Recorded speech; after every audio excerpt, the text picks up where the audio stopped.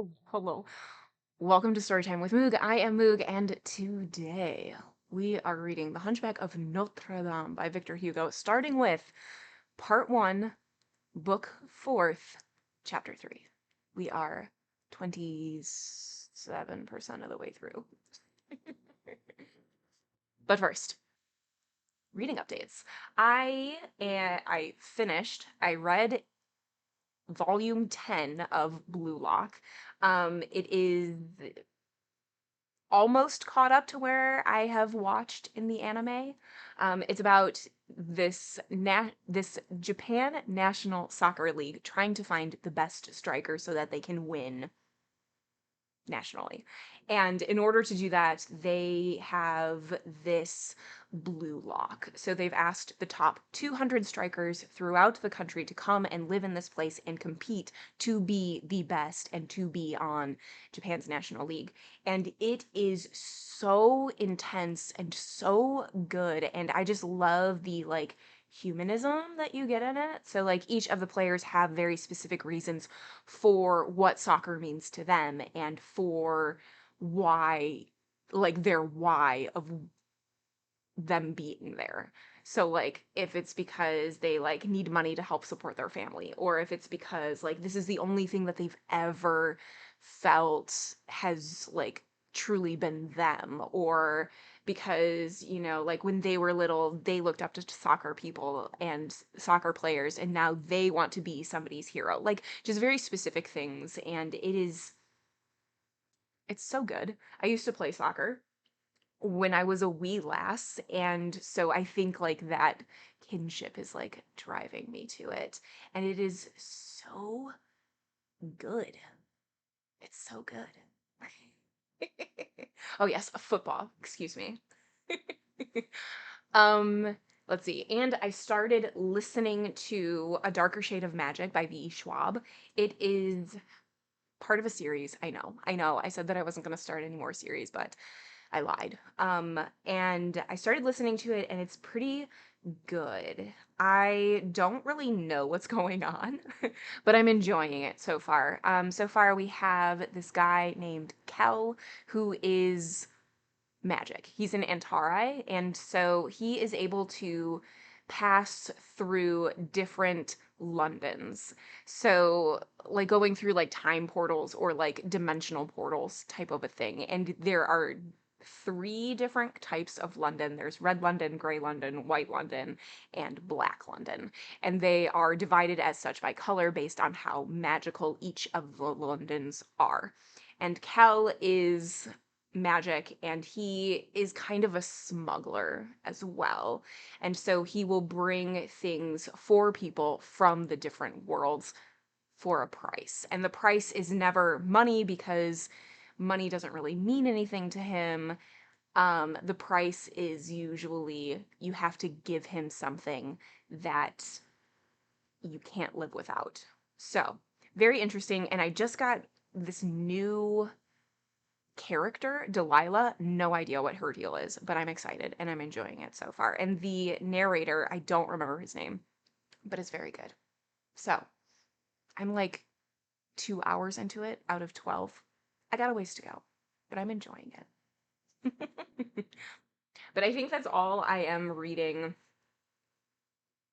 Oh, and I'm reading Holly. That's a lie. I'm also reading Holly by Stephen King, and I am enjoying it. I like the structure of it because we have both the side of the detective as well as following the bad guys, the perpetrators, so getting their like slice of life and how they're kidnapping people and their like motives and their whys and everything, and how it is tying into our detective Holly's life and the things that Holly is going through. So I am enjoying it. It is only my second Stephen King novel, so I don't know if this is like, you know, the kingness. I don't know, but it came out last year, so it's very new. It's very new, not in his cocaine fueled years. So, and I think okay, now I think that's everything that I'm reading. Okay, so what we are reading tonight. We're starting with part 1, book 4th, chapter 3. And last time, what happened was not too much. So we have Gringoire, who is like one of our main guys who got married to Esmeralda. She like claimed him so that he wouldn't be hanged by, thieves, which just a typical Tuesday night, and so Gringoire and Esmeralda are trying to like get to know each other a little bit, but Esmeralda is so distracted by the head of the guard who saved her earlier that night. And so she leaves, and then we mostly get the beautiful architecture and the lay of the land of Paris and the history of Paris and city management and all of these things. Um, and then at the very, very end, we also get our introduction to Claude Frollo. And when he was growing up and how smart he is and his little brother, and we get the introduction of Frollo and Quasimodo, and he's like, I will take this ugly child and I will raise him like my own. So that's about it. There was a chapter, an hour-long chapter of just how pretty Paris is. Casual. All right, let's do it. We're 27% of the way through, but we all know that that's probably a lie because there are sure to be notes at the end. I am sure there is. And I don't have page numbers, so we just have to deal with it. Oh yeah, there's definitely notes at the end because all of the like footnotes and stuff. So,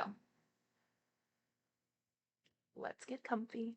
Let's get cozy as much as we can as we embark on our Paris journey. All right. Chapter 3. Amanus Pecoris Custos, Emmanuar Ipsi. Now, in 1482, Quasimodo had grown up.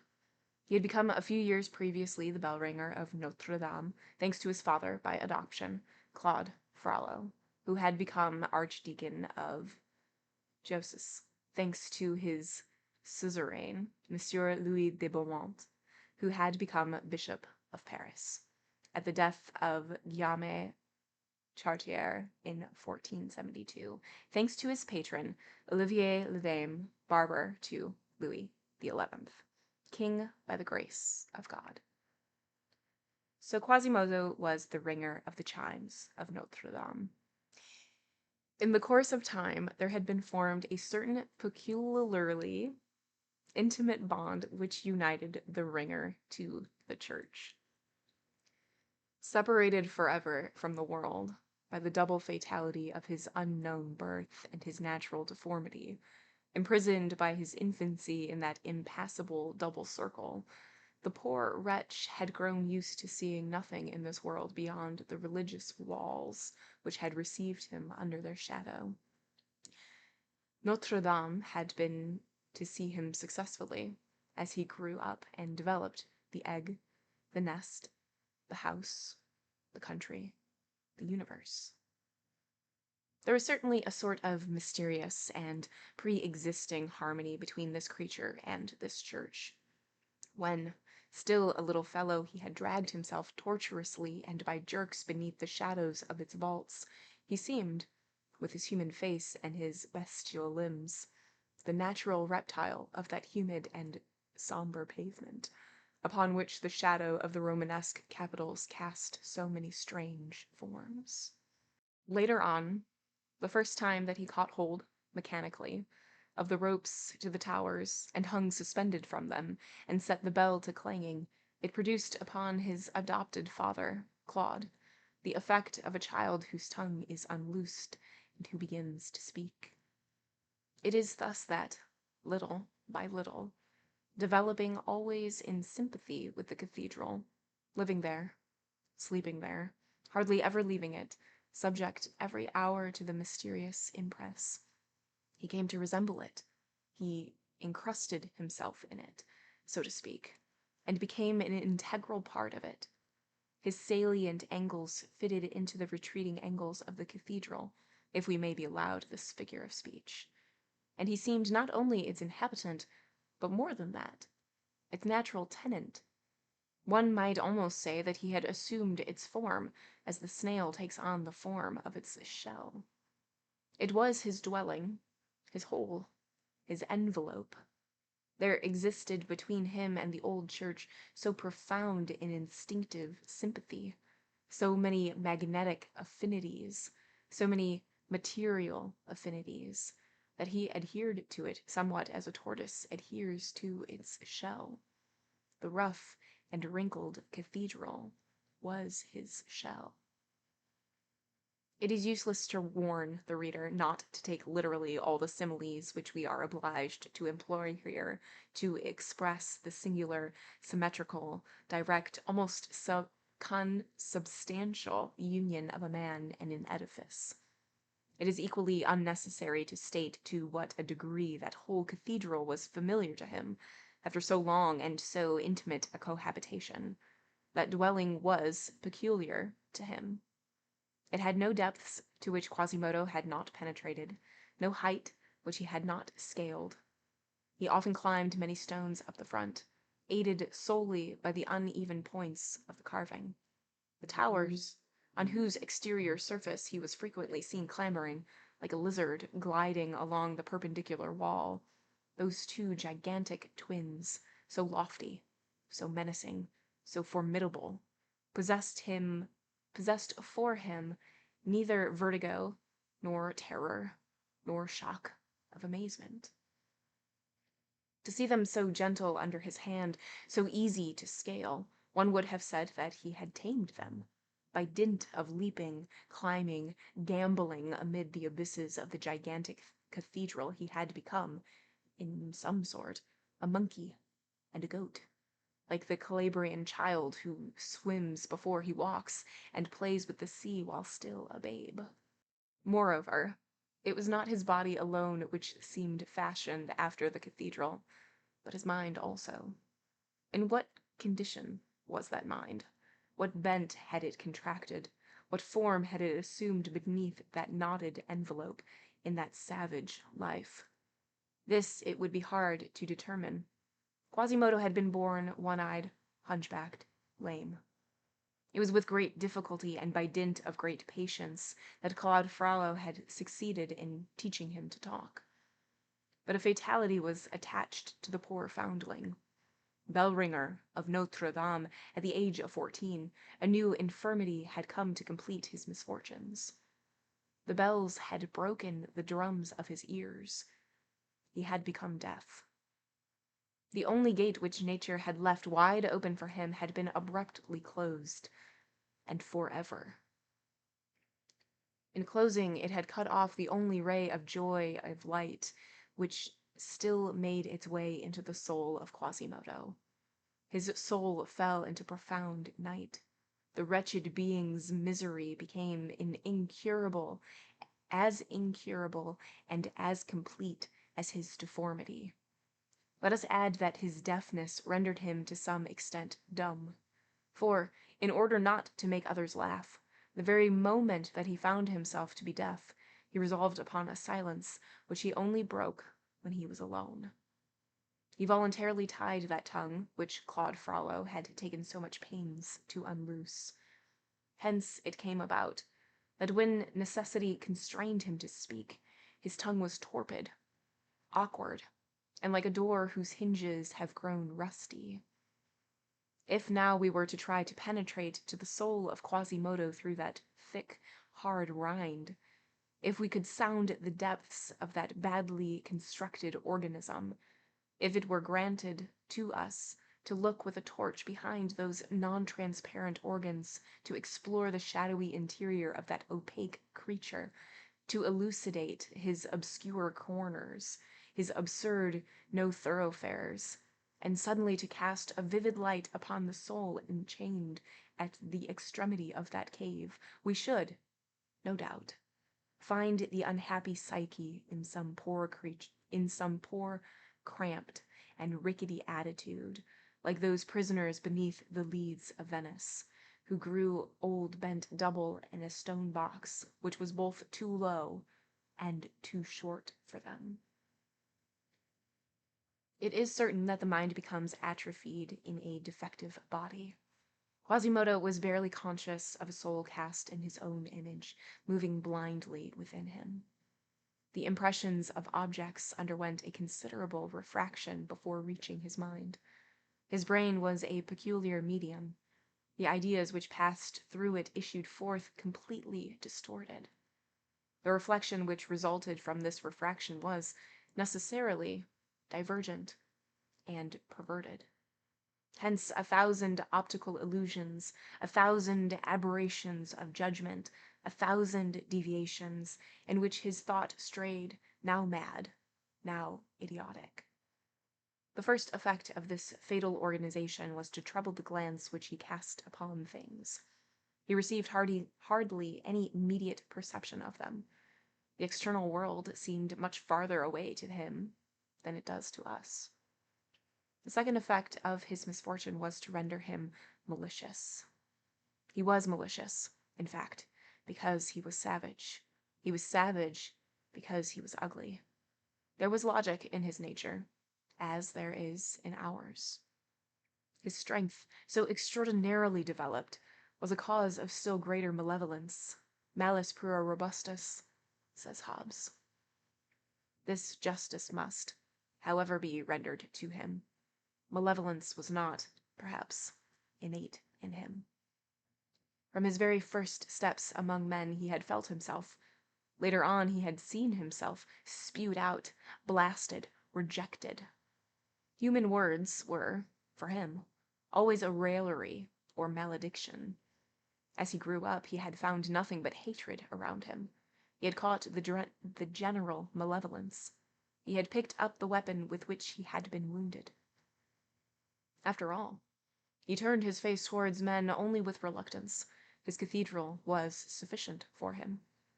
It was peopled with marble figures, kings, saints, bishops, who at least did not burst out laughing in his face, and who gazed upon him only with tranquillity and kindliness. The other statues, those of the monsters and demons, cherished no hatred for him, Quasimodo. He resembled them too much for that. They seemed rather to be scoffing at other men. The saints were his friends and blessed him. The monsters were his friends and guarded him. So he held long communion with them. He sometimes passed whole hours crouching before one of these statues in solitary conversation with it. If anyone came, he fled like a lover surprised in his serenade.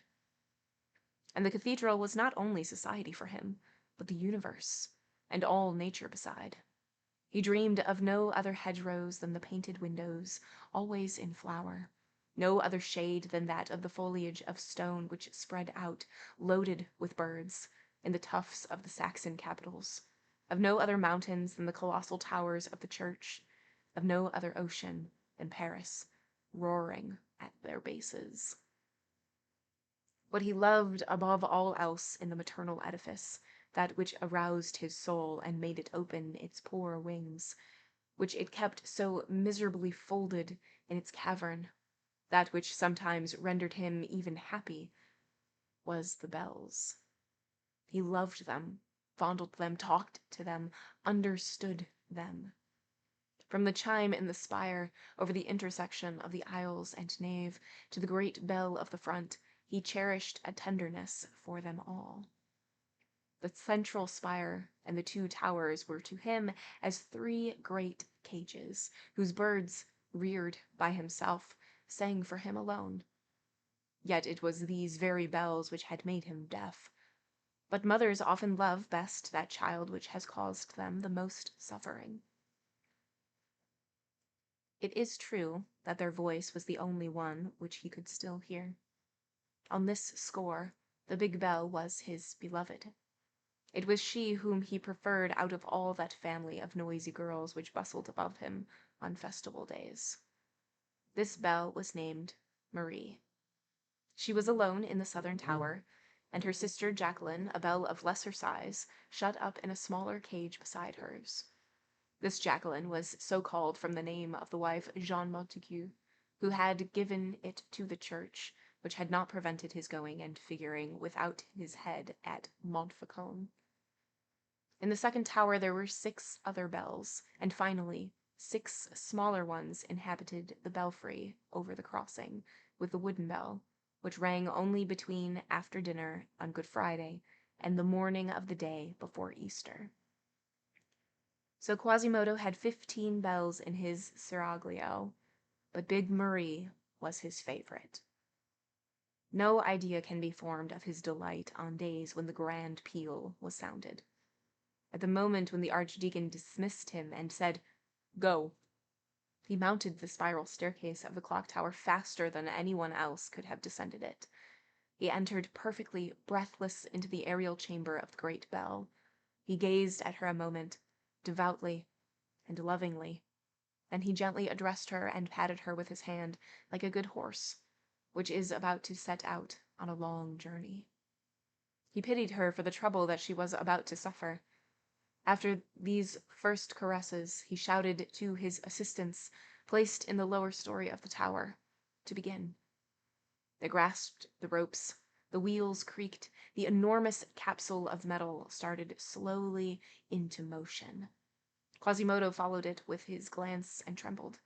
The first shock of the clapper and the brazen wall made the framework upon which it was mounted quiver. Quasimodo vibrated with the bell. "Bah!" he cried with a senseless burst of laughter. However, the movement of the base was accelerated, and in proportion as it described a wider angle, Quasimodo's eye opened also more and more widely, phosphoric and flaming. At length the grand peal began. The whole tower trembled. Woodwork, leads, cut stones, all groaned at once, from the piles of the foundation to the trefoils of its summit. Then Quasimodo boiled and frothed. He trembled from head to foot with the tower. The bell, furious, running riot, presented to the 2 walls to the tower alternately its brazen throat, whence escaped that tempestuous breath which is audible leagues away. Quasimodo stationed himself in front of his open throat. He crouched and rose with the oscillations of the bell, breathed in this overwhelming breath, gazed by turns at the deep place which swarmed with people 200 feet below him, and at that enormous brazen tongue which came, second after second, to howl in his ear. It was the only speech which he understood, the only sound which broke for him the universal silence. He swelled out in it as a bird does in the sun. All of a sudden, the frenzy of the bell seized upon him. His look became extraordinary. He lay in wait for the great bell as it passed, as a spider lies in wait for a fly, and flung himself abruptly upon it, with might and main. Then, suspended above the abyss, borne to and fro by the formidable swinging of the bell, he seized the brazen monster by the ear-laps, pressed it between both knees, spurred it on with his heels, and redoubled the fury of the peal with the whole shock and weight of his body. Meanwhile, the tower trembled. He shrieked and gnashed his teeth. His red hair rose, his breast heaving like a bellows. His eye flashed flames. The monstrous bell neighed, panting beneath him. And then it was no longer the great bell of Notre-Dame nor Quasimodo. It was a dream, a whirlwind, a tempest, dizziness mounted astride of noise, a spirit clinging to a flying crupper, a strange centaur, half man, half bell, a sort of horrible Astolphus, borne away upon a prodigious hippogriff of living bronze. The presence of this extraordinary being caused, as it were, a breath of life to circulate throughout the entire cathedral. It seemed as though there escaped from him, at least according to the growing superstitions of the crowd, a mysterious emanation which animated all the stones of Notre-Dame and made the deep bowels of the ancient church to palpitate. It sufficed for people to know that he was there, to make them believe that they beheld the 1,000 statues of the galleries and the fronts in motion. And the cathedral did indeed seem a docile and obedient creature beneath his hand. It waited on his will to raise its great voice. It was possessed and filled with Quasimodo, as with a familiar spirit. One would have said that he made the immense edifice breathe. He was everywhere about it. In fact, he multiplied himself on all points of the structure. Now one perceived the affright at the very top of one of the towers, a fantastic dwarf climbing, writhing, crawling on all fours, descending outside above the abyss, leaping from projection to projection, and going to ransack the belly of some sculptured gorgon. It was Quasimodo dislodging the crows. Again, in some obscure corner of the church, one came in contact with a sort of living chimera, crouching and scowling. It was Quasimodo engaged in thought. Sometimes one caught sight, upon a bell tower, of an enormous head and a bundle of disordered limbs swinging furiously at the end of a rope. It was Quasimodo ringing vespers or the Angelus. Often at night a hideous form was seen wandering along the frail balustrade or of carved lacework which crowns the towers and borders the circumference of the apse. Again, it was the Hunchback of Notre-Dame. Then, said the women of the neighborhood, the whole church took on something fantastic, supernatural, horrible. Eyes and mouths were opened. Here and there one heard the dogs, the monsters, and the gargoyles of stone, which keep watch night and day, with outstretched neck and open jaws, around the monstrous cathedral, barking. And, if it was a Christmas Eve, while the great bell, which seemed to emit the death rattle, summoned the faithful to the midnight mass, such an air was spread over the somber facade that one would have declared that the grand portal was devouring the throng, and that the rose window was watching it. And all this came from Quasimodo. Egypt would have taken him for the god of this temple. The Middle Ages believed him to be its demon. He was, in fact, its soul. To such an extent with this disease that for those who know that Quasimodo has existed, Notre-Dame is today deserted, inanimate, dead. One feels that something has disappeared from it. That immense body is empty. It is a skeleton. The spirit has quitted it. One sees its place, and that is all. It is like a skull which still has holes for the eyes, but no longer sight. End of chapter 3. Ooh, okay, so not only are we getting a love letter in this book to architecture, we are specifically getting a love letter to the bells, which I love. Okay, so we have Quasimodo, and we are getting two different sides. We are getting his side of, like, this is where he truly feels joy, is in the bell tower and all of these bells that he's surrounded with, and the gargoyles. He talks about, like, the gargoyles that are the saints and the gargoyles that are the monsters, and they're both friends of his, but doing like different things. Like, one is protecting him, and all of these things. And he just feels like this is where he belongs, like home and happy, and he loves ringing the bells, and he has a favorite. Marie is his favorite, and he just, like, swings along with them and is, like, gliding through them and around them and all of these things. And on the outside, what people see is a lump of a person doing terrifying things, which is how we're getting all of these rumors of him being, like, the devil and, like, going to witches' Sabbath and these types of things.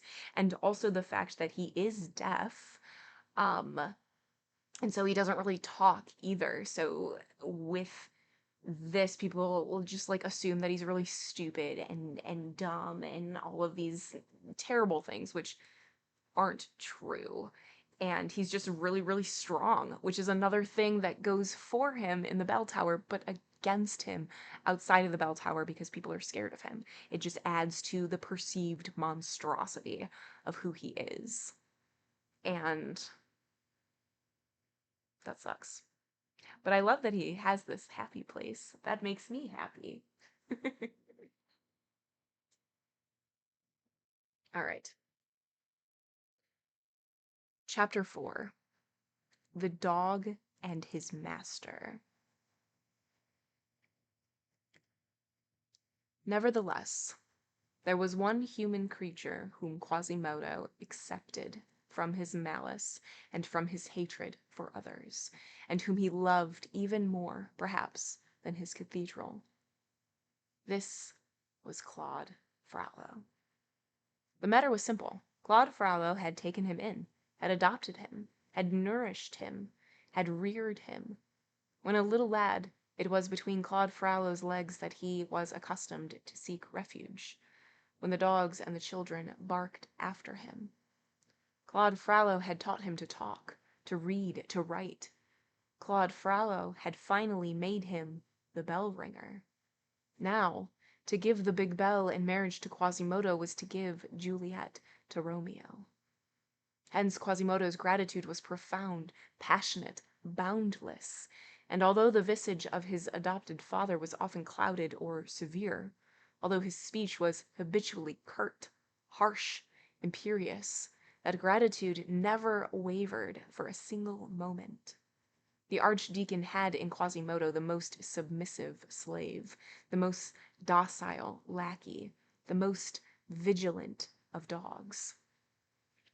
When the poor bell ringer became deaf, there had been established between him and Claude Frollo a language of signs, mysterious and understood by themselves alone. In this manner the archdeacon was the sole human being with whom Quasimodo had preserved communication. He was in sympathy with but two things in this world, Notre-Dame and Claude Frollo. There is nothing which can be compared with the empire of the archdeacon over the bell ringer, with the attachment of the bell ringer for the archdeacon. A sign from Claude and the idea of giving him pleasure would have sufficed to make Quasimodo hurl himself headlong from the summit of Notre-Dame. It was a remarkable thing, all that physical strength which had reached in Quasimodo such an extraordinary development, and which was placed by him blindly at the disposition of another. There was in it, no doubt, filial devotion, domestic attachment. There was also the fascination of one spirit by another spirit. It was a poor, awkward, and clumsy organization, which stood with lowered head and supplicating eyes before a lofty and profound, a powerful and superior intellect. Lastly, and above all, it was gratitude. Gratitude so pushed to its extremest limit that we do not know to what to compare it. This virtue is not one of those of which the finest examples are to be met with among men. We will say, then, that Quasimodo loved the archdeacon as never a dog, never a horse, never an elephant loved his master. End of chapter 4. All right, so we have the deeply complicated relationship now. I mean, we had it before, but now it's like being extrapolated a little bit more. And Quasimodo is just so indebted to Claude for taking him in and teaching him all of these things that he will probably do anything that Claude says because he was his protector, he was his mentor, he was his, father figure. And so the comparison, instead of just it being like a father and son, but being like the most loyal dog, the most loyal elephant, like still stating that it is master and servant is very telling. Very, very telling. Mm. Mm-mm-mm. All right. Chapter 5. More about Claude Frollo. Here we go. So we already got his like backstory of like him being in school and stuff. So let's see what else we get. In 1482, Quasimodo was about 20 years of age. Claude Frollo, about 36. One had grown up, the other had grown old. Claude Frollo was no longer the simple scholar of the College of Torchy, the tender protector of a little child, the young and dreamy philosopher who knew many things and was ignorant of many. He was a priest, austere, grave, morose, one charged with souls, Monsieur the Archdeacon of Justice, the bishop's second acolyte, having charge of the 2 deaneries and 174 country curacies. He was an imposing and somber personage, before whom the choir boys in alb and in jacket trembled, as well as the Machicots and the brothers of St. Augustine and the matutinal clerks of Notre-Dame when he passed slowly beneath the lofty arches of the choir, majestic, thoughtful, with arms folded and his head so bent upon his breast that all one saw of his face was his large, bald brow. And we do have a footnote right after Machicots, and it says, an official of Notre-Dame, lower than the beneficed clergyman, higher than simple paid chanters. There you go. It's a position. Dom Claude Frollo had, however, abandoned neither science nor the education of his young brother, those 2 occupations of his life. But as time went on, some bitterness had been mingled with these things which were so sweet. In the long run, says Paul Diacre, the best lard turns rancid. Little Jehan Frollo, surnamed Moulin, of the mill, because of the place where he had been reared, had not grown up in the direction which Claude would have liked to impose upon him. The big brother counted upon a pious, docile, learned, and honored pupil. But the little brother, like those young trees which deceive the gardener's hopes and turn obstinately to the quarter whence they receive sun and air, the little brother did not grow and did not multiply, but only put forth fine, bushy, and luxuriant branches on the side of laziness, ignorance, and debauchery. He was a regular devil, and a very disorderly one, who had made Dom Claude scowl, but very droll and very subtle, which made the big brother smile. Claude had confided him to that same college of Torchy, where he had passed his early years in study and meditation, and it was a grief to him that this sanctuary, formerly edified by the name of Frollo, should today be scandalized by it. He sometimes preached Jehan very long and severe sermons, which the latter intrepidly endured. After all, the young scapegrace had a good heart, as can be seen in all comedies. But the sermon over, he none the less tranquilly resumed his course of seditions and enormities. Now it was a Béjon, or Yellow Beak, as they called the new arrivals at the university, whom he had been mauling by way of welcome, a precious tradition which had been carefully preserved to our own day. Again, he had set in movement a band of scholars, who had flung themselves upon a wine-shop in classic fashion, quasi-classico excitati, had then beaten the tavern-keeper with offensive cudgels, and joyously pillaged the tavern, even to smashing in the hogshead of wine in the cellar. And then it was a fine report in Latin, which the sub-monitor of Torchy carried piteously to Dom Claude, with his dolorous marginal comment, Rixa, prima causa vinum optimum potatum.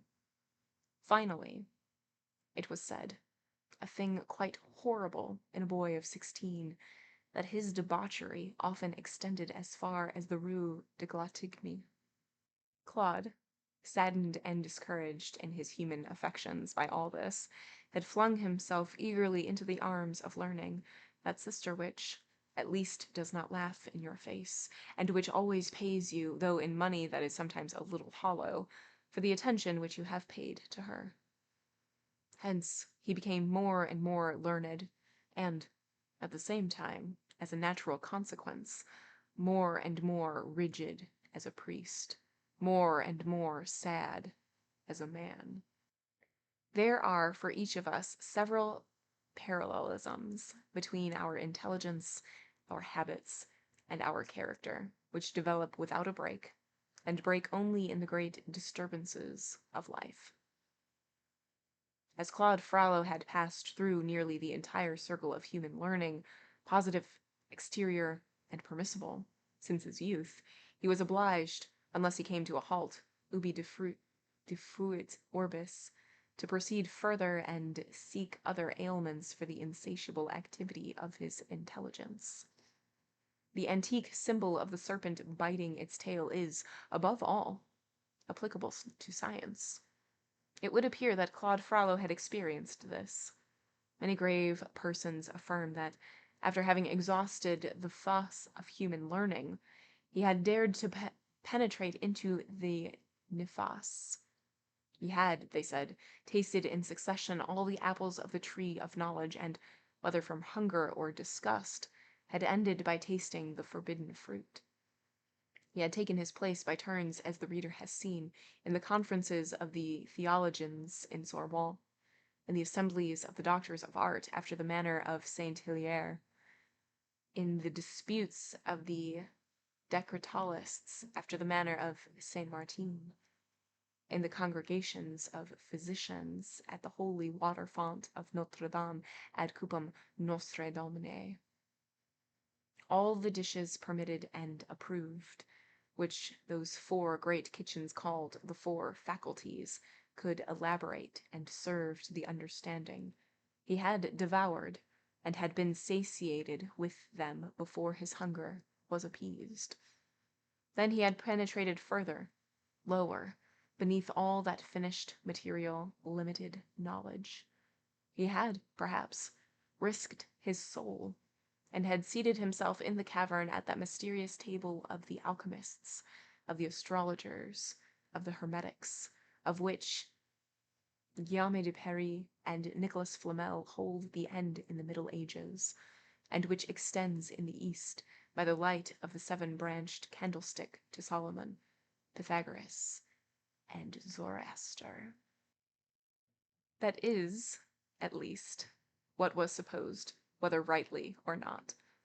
It is certain that the archdeacon often visited the cemetery of the Saint Innocents, where, it is true, his father and mother had been buried, with other victims of the plague of 1466, but that he appeared far less devout before the cross of their grave than before the strange figures with which the tomb of Nicolas Flamel and Claude Pernelle, erected just beside it, was loaded.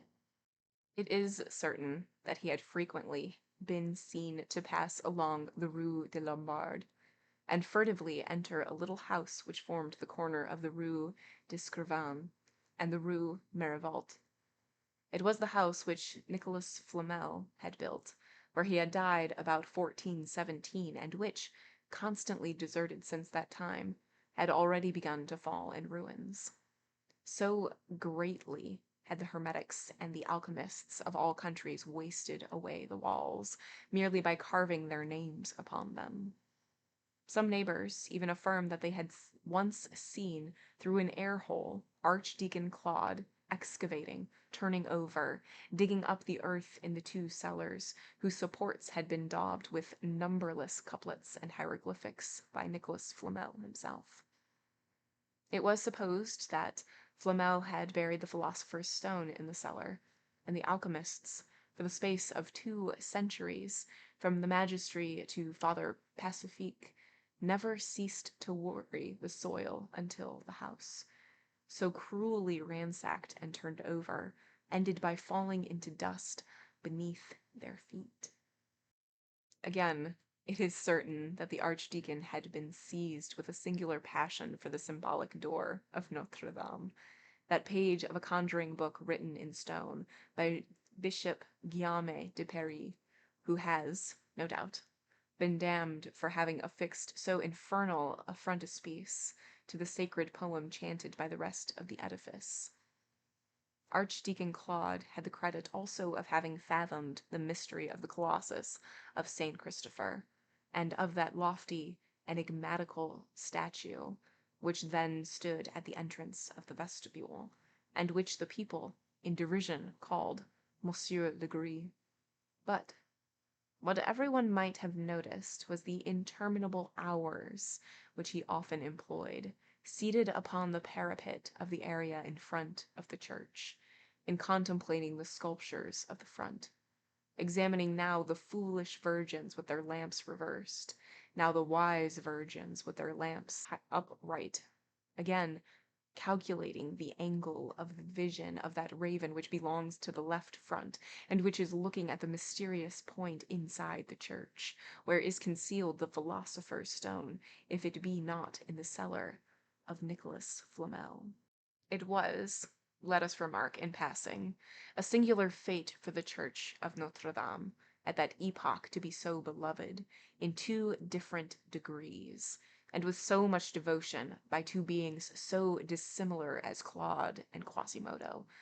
Beloved by one, a sort of instinctive and savage half-man, for its beauty, for its stature, for the harmonies which emanated from its magnificent ensemble.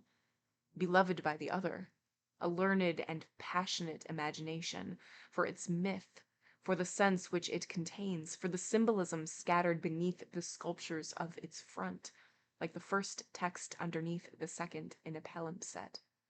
In a word, for the enigma which it is eternally propounded to the understanding. Furthermore, it is certain that the archdeacon had established himself in that one of the 2 towers which looks upon the Greve, just beside the frame for the bells, a very secret little cell into which no one, not even the bishop, entered without his leave, it was said.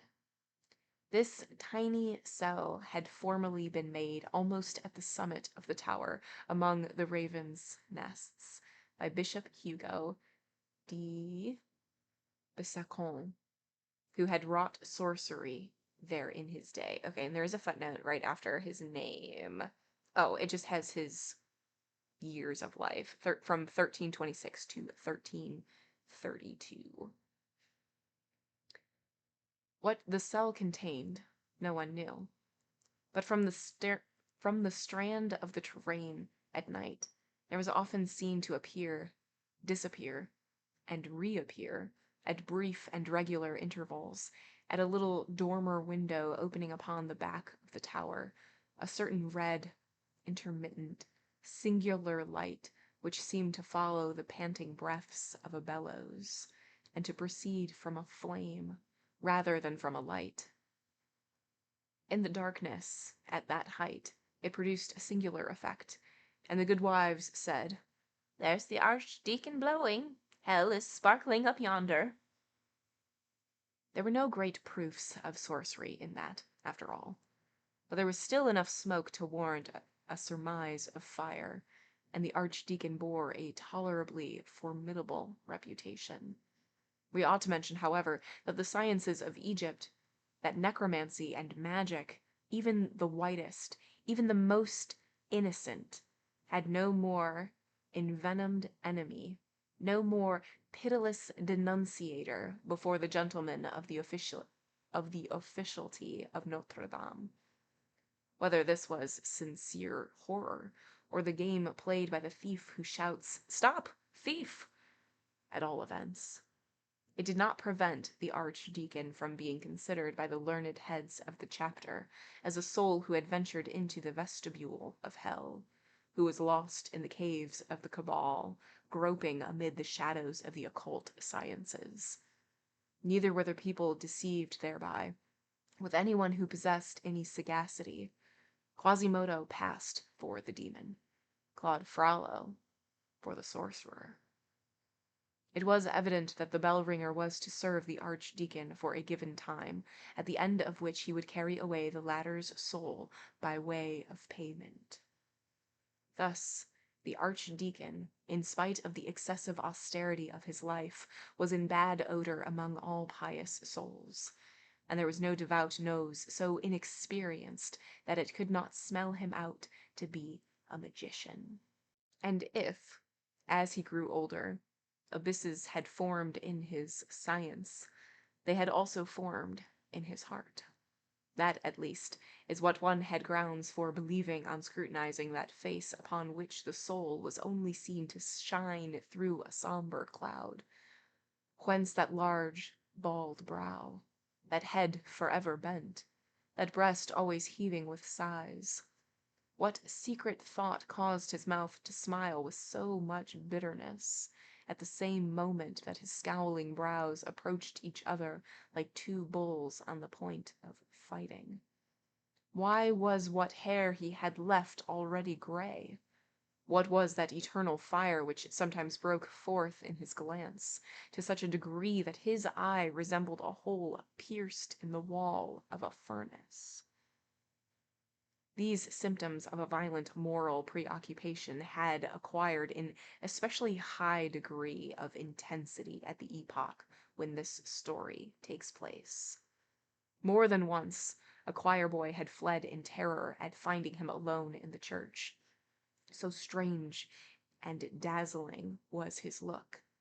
More than once in the choir at the hour of the offices, his neighbor in the stalls had heard him mingle with the plain song ad omnem tonum, unintelligible parentheses. More than once the laundress of the train charged with washing the chapter had observed, not without affright, the marks of nails and clenched fingers on the surplice of the Monsieur the Archdeacon, Joseph. However, he redoubled his severity, and had never been more exemplary. By profession as well as by character, he had always held himself aloof from women. He seemed to hate them more than ever. The mere rustling of a silken petticoat caused his hood to fall over his eyes. Upon this score he was so jealous of austerity and reserve, that when the Dame de Beaujeu, the king's daughter, came to visit the cloister of Notre-Dame in the month of December 1481, he gravely opposed her entrance, reminding the bishop of the statue of the Black Book, dating from the vigil of Saint Barthélemy, 1334, which interdicts access to the cloister of any women upon no, any woman whatever, old or young, mistress or maid. Upon which the bishop had been constrained to recite to him the ordinance of Legate Odo, which accepts certain great dames. And again, the archdeacon had protested, objecting that the ordinance of the legate, which dated back to 1207, was anterior by 127 years to the Black Book, and consequently was abrogated in fact by it. And he had refused to appear before the princess. It was also noticed that his horror for Bohemian women and young travelers had seemed to redouble for some time past.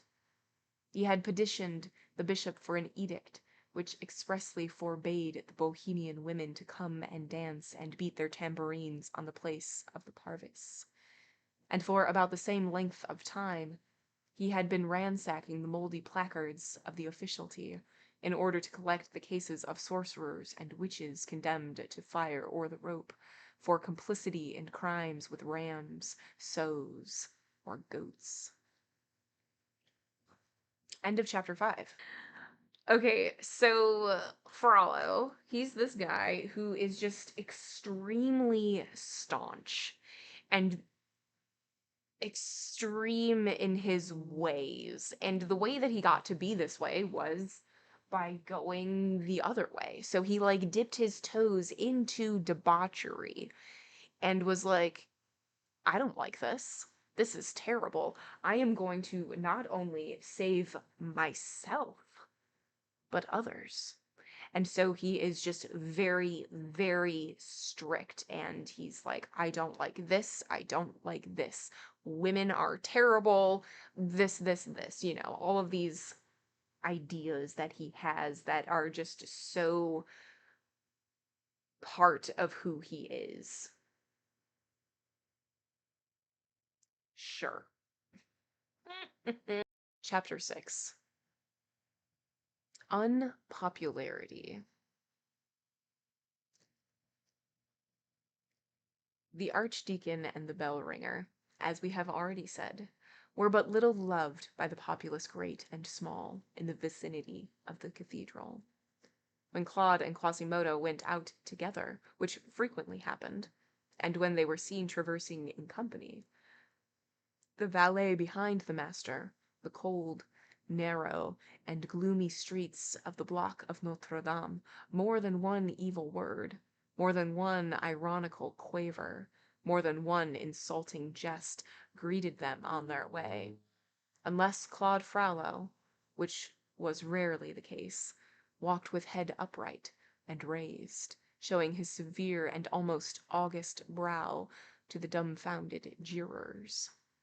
Both were in their quarter, like the poets, of whom Regnier speaks. All sorts of persons run after poets, as warblers fly shrieking after owls.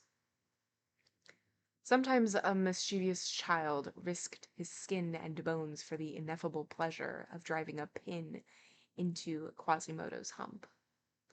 Again, a young girl, more bold and saucy than was fitting, brushed the priest's black robe, singing in his face the sardonic ditty Niche. The devil is caught. Sometimes a group of squalid old crones, squatting in a file under the shadow of the steps to a porch, scolded noisily as the archdeacon and the bell ringer passed, and tossed them this encouraging welcome with a curse. There's a fellow whose soul is made like the other one's body. Or a band of schoolboys and street urchins playing hopscotch rose in a body and saluted him classically and with some cry in Latin, "Ia, Claudius cum laudo." But the insult generally passed unnoticed, both by the priest and the bell ringer. Quasimodo was too deaf to hear all the gracious things, and Claude was too dreamy. End of book the fourth. All right, so this was a little walk. So when Quasimodo and Frollo are walking out together, we have the reactions of the crowd, and it's not, they're daring reactions by children, at least in these examples of somebody like trying, like a girl trying to like brush up against Frollo's like cape or robe, knowing that he doesn't like that, or just like being mean to Quasimodo because he's different, which terrible and rude. um so it is interesting that people are scared and dislike both of them, but for different reasons. And I think that that's pretty interesting. And it's also interesting that we didn't mention this before in the previous chapter, but the description that we get of Frollo just being like, he looks like he is a wizard, and a terrible wizard at that. Terrible being like dark evil, not like he's bad at wizarding. Um, and he like sort of counteracts that, or in opposition of this look, he is very like devout. And I find that interesting. And people only really mess with him if he's like slumped over and like his hood is up, but if he's like up straight and like his eyes are just boring into your soul, like people leave him alone because they're too scared. Interesting. And that's the end of book the fifth. All right, so now we are in book the fifth, chapter one. Abbas Beati Martini. Shaken, not stirred. Dom Claude's fame had spread far and wide. It procured for him, at about the epoch when he refused to see Madame Beaujeu, a visit which he long remembered. It was in the evening. He had just retired, after the office, to his canon's cell in the cloister of Notre-Dame. This cell, with the exception, possibly, of some glass vials relegated to a corner and filled with a decidedly equivocal powder, which strongly resembles the alchemist's powder of projection, presented nothing strange or mysterious. There were, indeed, here and there some inscriptions on the walls, but they were pure sentences of learning and piety, extracted from good authors. The archdeacon had just seated himself, by the light of a three-jetted copper lamp, before a vast coffer crammed with manuscripts. He had rested his elbow upon the open volume of Honoris Daughton, and was turning over, in deep meditation, the leaves of a printed folio which he had just brought, the sole product of the press which his cell contained. In the midst of his reverie there came a knock at his door. "Who's there?" cried the learned man, in the gracious tone of a famished dog disturbed over his bone. A voice without replied, "Your friend, Jacques Poictiers." He went to open the door. It was, in fact, the king's physician, a person about 50 years of age, whose harsh physiognomy was modified only by a crafty eye. Another man accompanied him. Both wore long, slate-colored robes, furred with minever, girded and closed with caps of the same stuff and hue. Their hands were concealed by their sleeves, their feet by their robes, their eyes by their caps.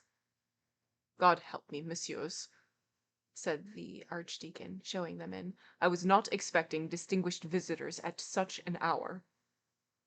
And while speaking in this courteous fashion, he cast an uneasy and scrutinizing glance from the physician to his companion.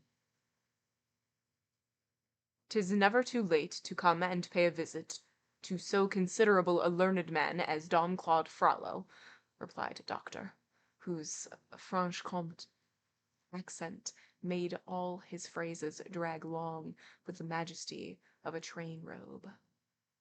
There then ensued between the physician and the archdeacon one of those congratulatory prologues which, in accordance with custom, at that epoch preceded all conversations between learned men, and which did not prevent them from detesting each other in the most cordial manner in the world. However, it is the same nowadays. Every wise man's mouth complimenting another wise man is a vase of honeyed gall. Claude Frollo's felicitations to Jacques bore reference principally to the temporal advantages which the worthy physician had found means to extract, in the course of his much-envied career, from each malady of the king, an operation of alchemy much better and more certain than the pursuit of the philosopher's stone. "In truth, monsieur le docteur, I felt great joy on learning of the bishopric given your nephew, my reverend Signor Pierre Versailles. Is he not bishop of Amiens?" "Yes, Monsieur Archdeacon, it is a grace and mercy of God." "Do you know that you made a great figure on Christmas Day at the head of your company of the Chamber of Accounts, Monsieur President?" Vice President Dom Claude. Alas, nothing more. How is your superb house in the Rue Saint Andres d'Arcs coming along? 'Tis a Louvre. I love greatly the apricot trees, which is carved on the door, and this play of words, l'abri, côtière, sheltered from reefs.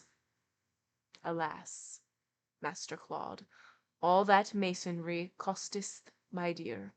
In proportion as the house is erected, I am ruined. Ho! Have you not your revenues from the jail, and the bailiwicks of the palace, and the rents of the houses, sheds, stalls, and booths of the enclosures? 'Tis a fine breast to suck. My castellany of Poissy has brought me in nothing this year. But your tolls of Trill, of St. James, of St. Germain, are always good.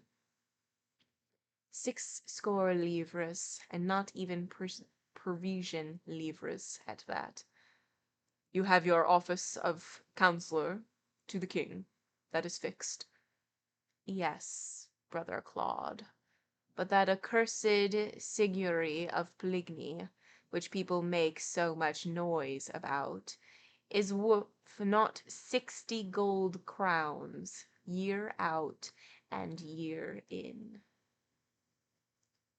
In the compliments which Dom Claude addressed to Jacques, there was that sardonical, biting, and covertly mocking accent, and the sad, cruel smile of a superior and unhappy man who toys for a moment, by way of distraction, with the dense prosperity of a vulgar man.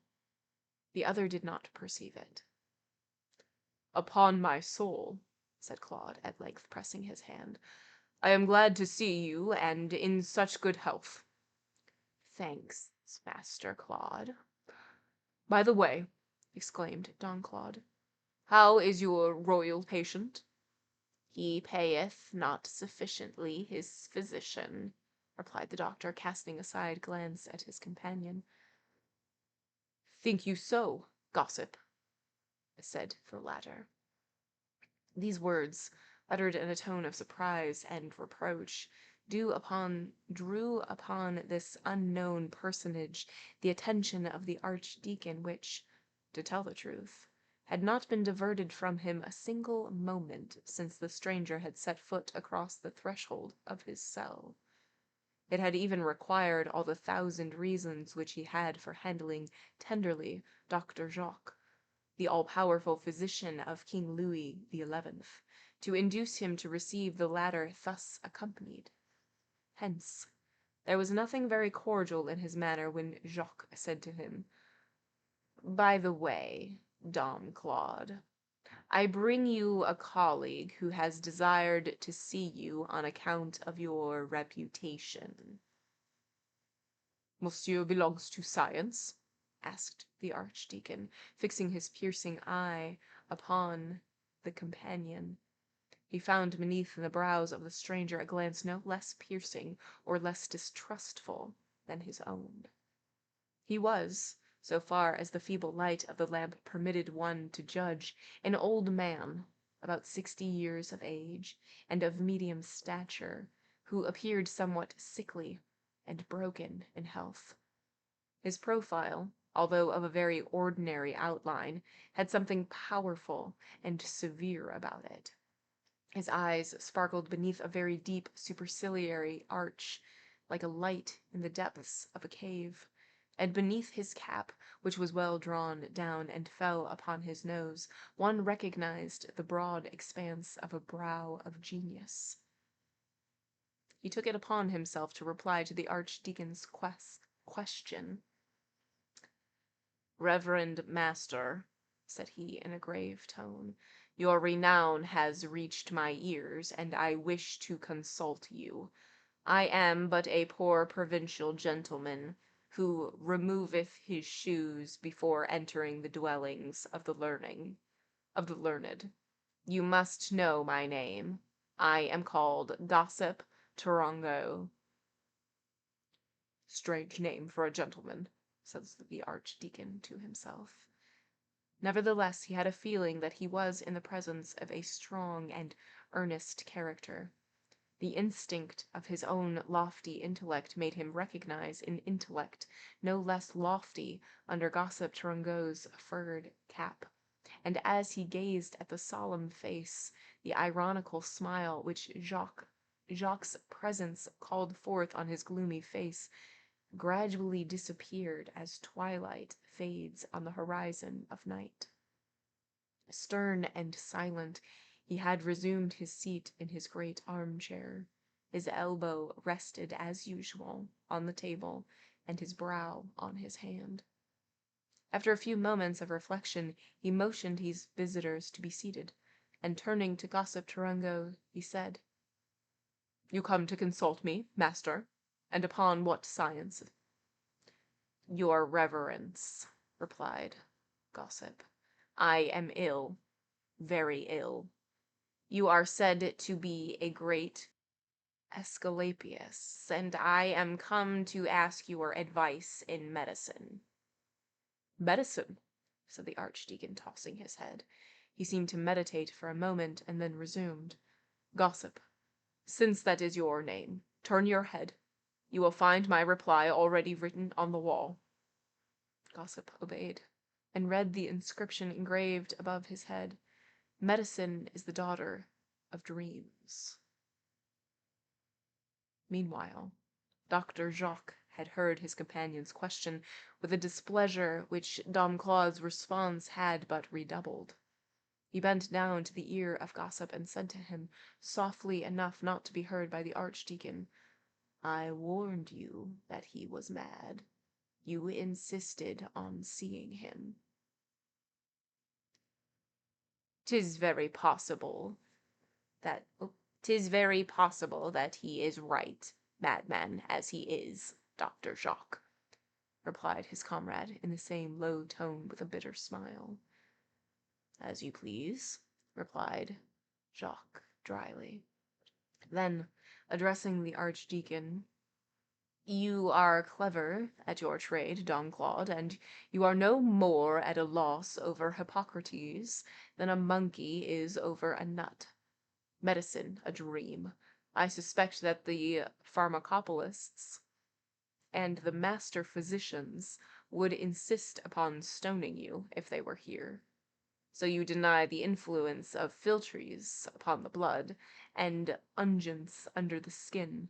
You deny that eternal pharmacy of flowers and metals, which is called the world, made expressly for that eternal invalid called man."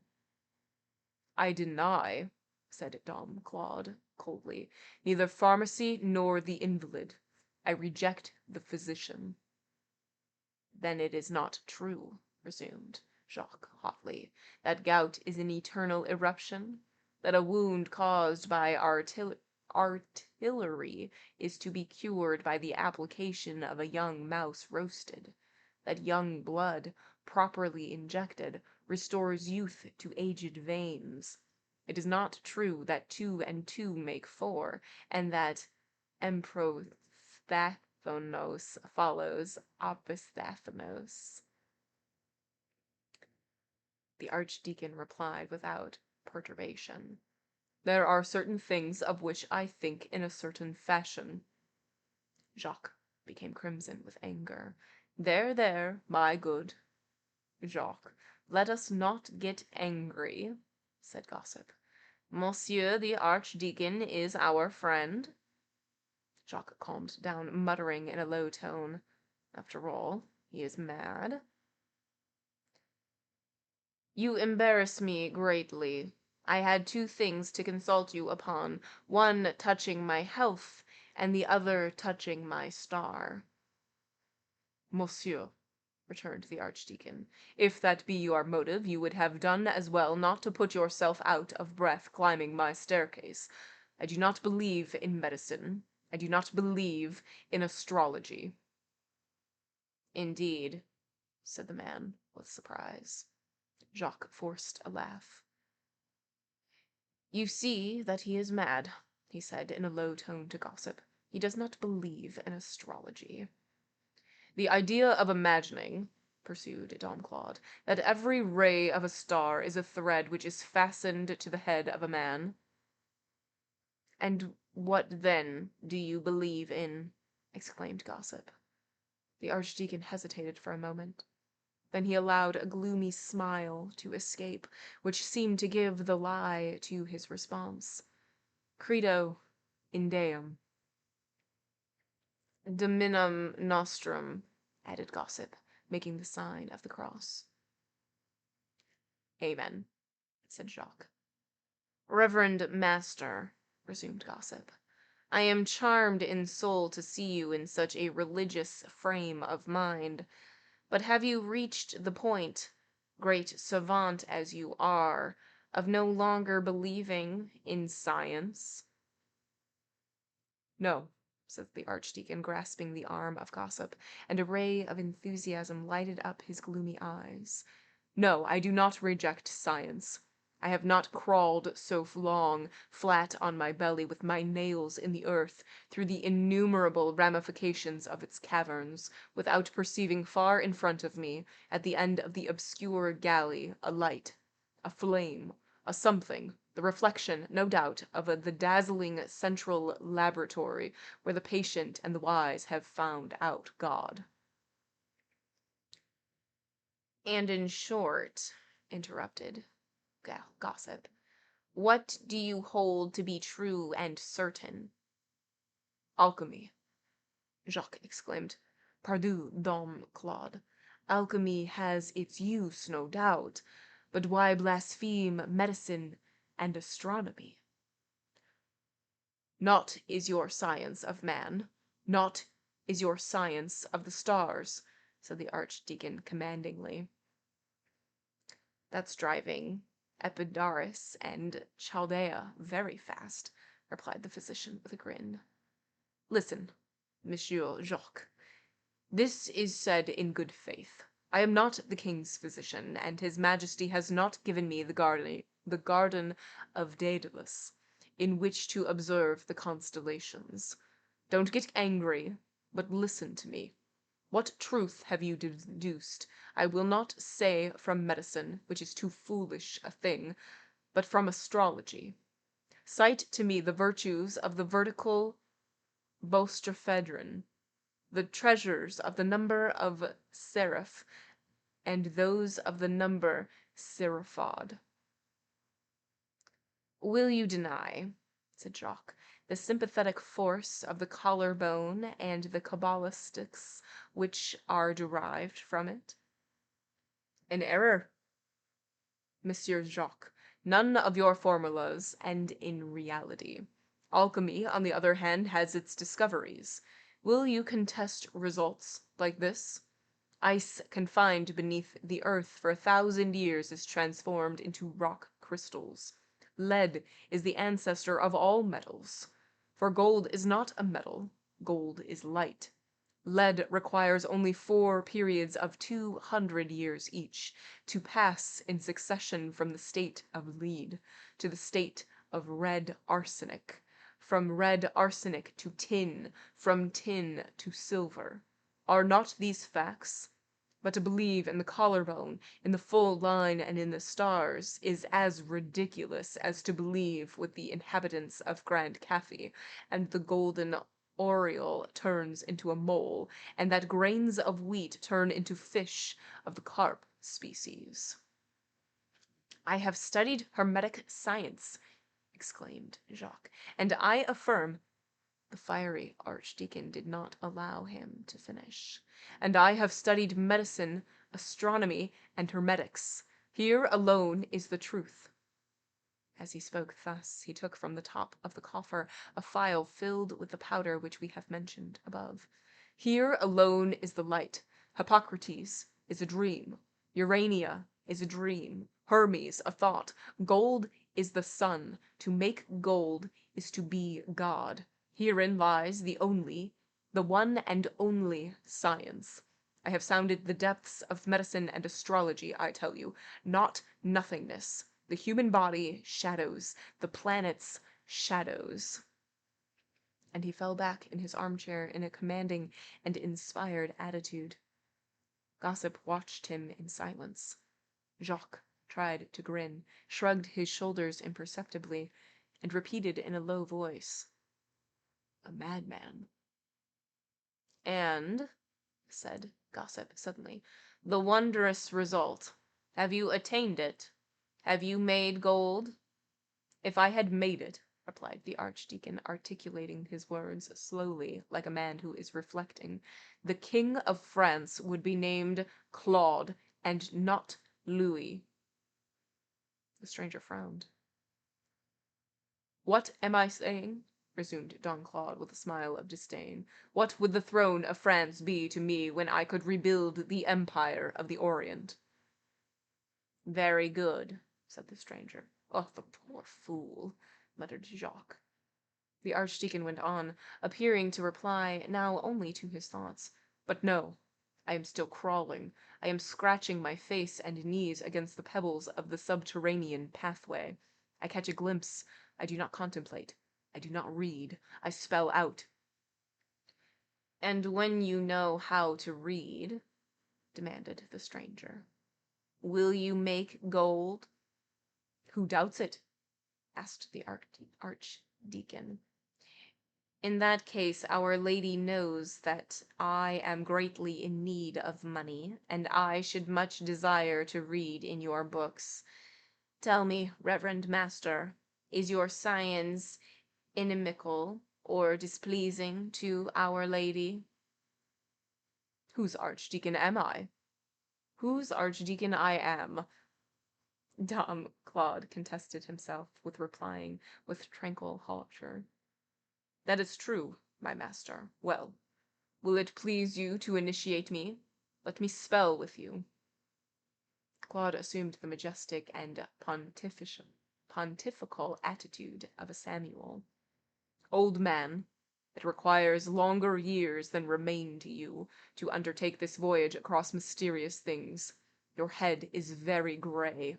One comes forth from the cavern only with white hairs, but only those with dark hair enter it. Science alone knows well how to hollow, wither, and dry up human faces. She needs not to have old age bring her faces already furrowed.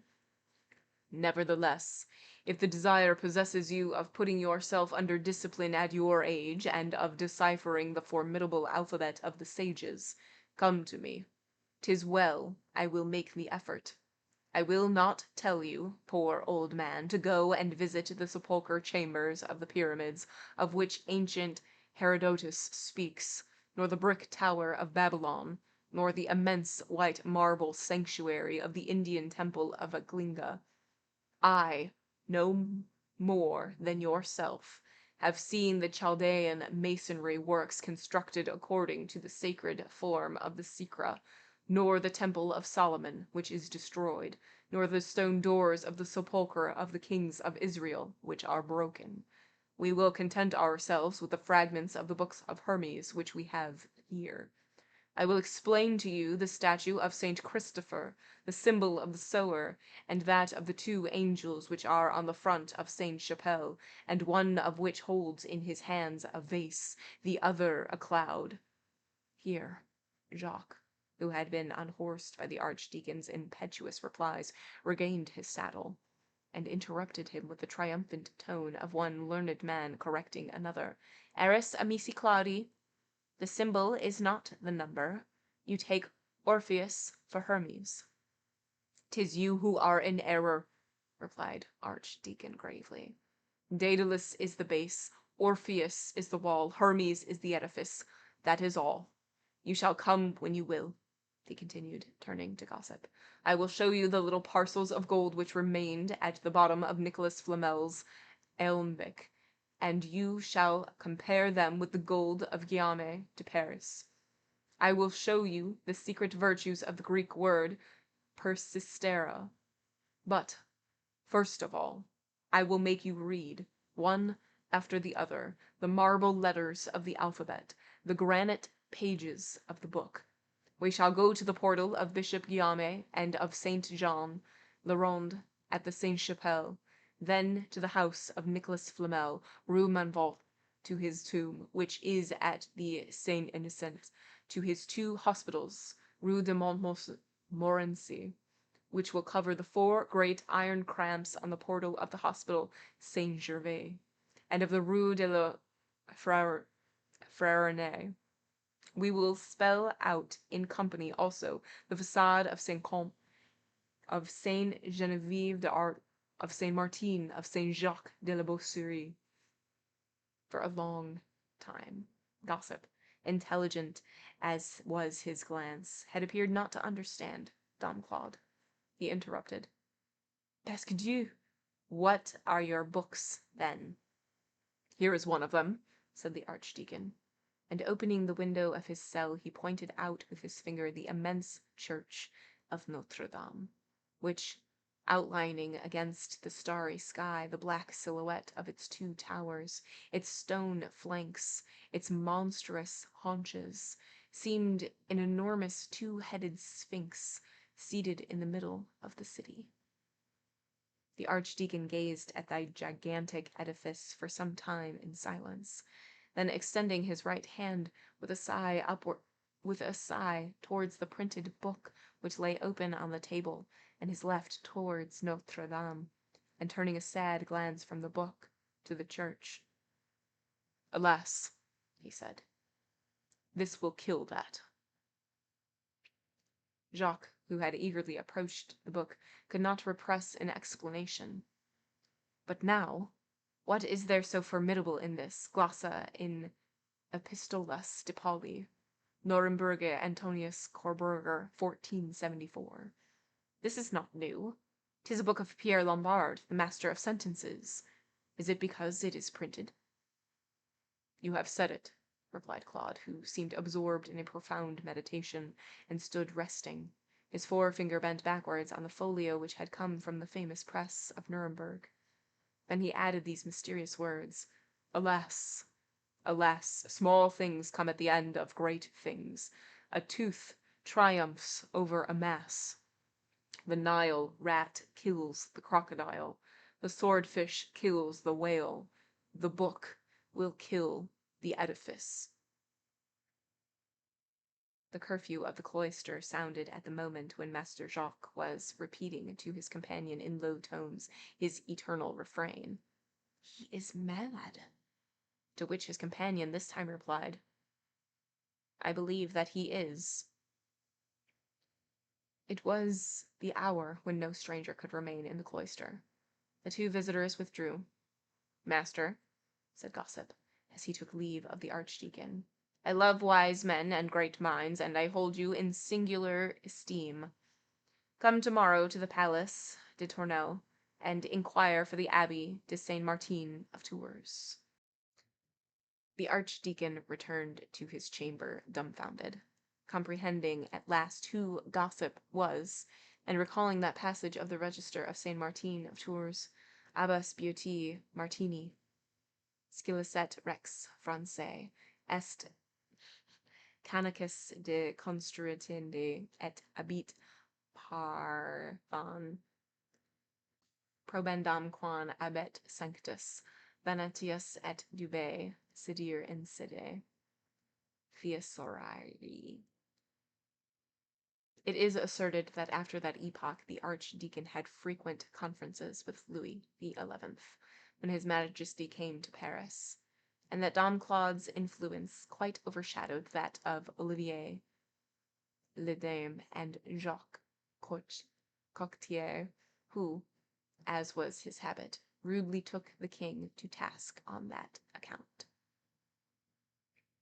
End of the first chapter. Okay, so this was a bit of a weird one. We have, and it, like, not too much happens. It's mostly conversation. So we have Claude in his study, just working away on whatever he's working on, and he gets a visitor, one from somebody that he knows who is Jacques, and a doctor. He's the doctor of the king, and a stranger. And the doctor, Jacques, is here to make an introduction to this stranger. The stranger's name is Gossip, And Gossip is here for two reasons. One, because he wants to be healed, like he's in bad health, and he wants Frollo to heal him with medicine, and two, because of his star health, his astrology health, and he also wants Frollo to do this as well. And Claude Frollo is like, dude, I don't believe in medicine, and I absolutely do not believe in astrology. And they're like, okay, but like, what do you believe in? And he's like, the good word. And he's like, okay, but like, do you believe in any sciences? Like, you've spent so much of your life learning science. Like, have you just completely turned your back on it? And Claude is like, you simpletons. Absolutely not. There is but one science, and that is alchemy. And so he does like a whole tirade of this. And while he's going into all of these little things and on these tangents of alchemy and astrology and medicine and how medicine isn't real and whatever, we get Jacques every once in a while like nudging Gossip and is like, I told you he was crazy. I told you he was mad. And the more that this goes along, the more Gossip is interested in it. And towards the end of the encounter, Gossip is like, teach me. And Claude Frollo is very dramatic about it. He's like, I can't, you are far too old and haggard, because science has a way of taking men and making them withered and decrepit and old, and you're already that. I'm sorry. You won't survive. Uh, and they just keep going back and forth, and like that is the conversation. So we're getting more insight into Claude, his beliefs, Claude, the madness, and how people are perceiving him, as well as these like secondary or tertiary characters as well. Cool. I don't believe in medicine. It's not real. That's fine. I am enjoying, I mean, it's the same thing as when we were reading The Man Who Laughs, but I enjoy Victor Hugo's style of writing. I think he is very pointed in what he's saying, like his commentary, but at the same time saying it so beautifully and so artistically that it is pretty great.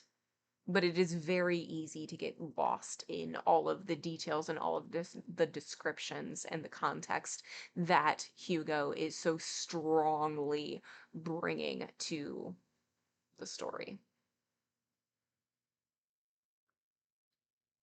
I feel like when you read his stuff, you have to kind of think of it like a buffet, you know?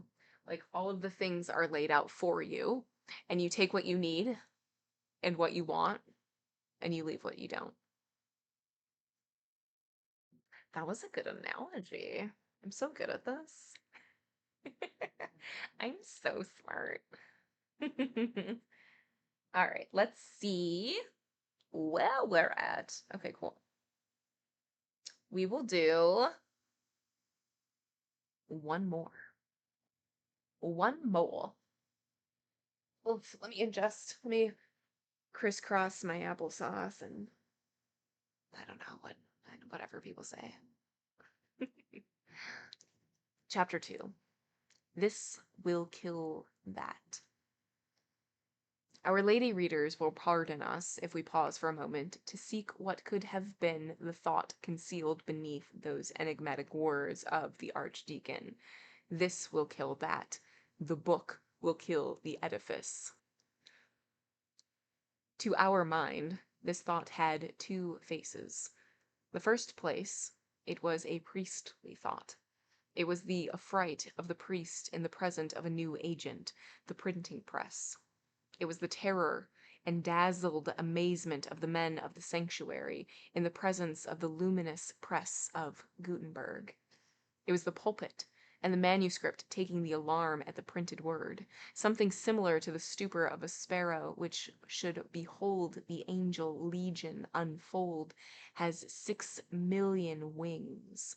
It was the cry of the prophet who already hears emancipated humanity roaring and swarming, who beholds in the future intelligence sapping faith, opinion dethroning belief, the world shaking off Rome. It was the prognostication of the philosopher who sees human thought volatilized by the press, evaporating from the theocratic recipient. It was the terror of the soldier who examines the brazen battering ram and says, "The tower will crumble." It signified that one power was about to succeed another power. It meant the press will kill the church. But underlying this thought, the first and most simple one, no doubt, there was, in our opinion, another, newer one, a corollary of the first, less easy to perceive and more easy to contest, a view as philosophical and belonging no lower to the priest alone but to the savant and the artist. It was a presentiment that human thought, in changing its form, was about to change its mode of expression, that the dominant idea of each generation would no longer be written with the same matter and in the same manner, that the book of stone, so solid and so durable, was about to make way for the book of paper, more solid and still more durable. In this connection, the Archdeacon's vague formula had a second sense. It meant printing will kill architecture. In fact, from the origin of things down to the 15th century of the Christian era, inclusive architecture is the great book of humanity, the principal expression of man in his different stages of development, either as a force or as an intelligence. When the memory of the first races felt itself overloaded, when the mass of reminiscence of the human race became so heavy and so confused that speech, naked and flying, ran the risk of losing them on the way, men transcribed them on the soil in a manner which was to at once the most visible, most durable, and most natural. They sealed each tradition beneath a monument. The first monuments were simple masses of rock, which the iron had not touched, as Moses says. Architecture began like all writing. It was first an alphabet. Men planted a stone upright. It was a letter. And each letter was a hieroglyph, and upon each hieroglyph rested a group of ideas, like the capital on the column. This is what the earliest races did everywhere, at the same moment, on the surface of the entire world. We find the standing stones of the Celts in Asian Siberia, in the pampas of America.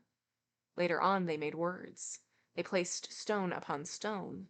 They coupled those syllables of granite and attempted some combinations.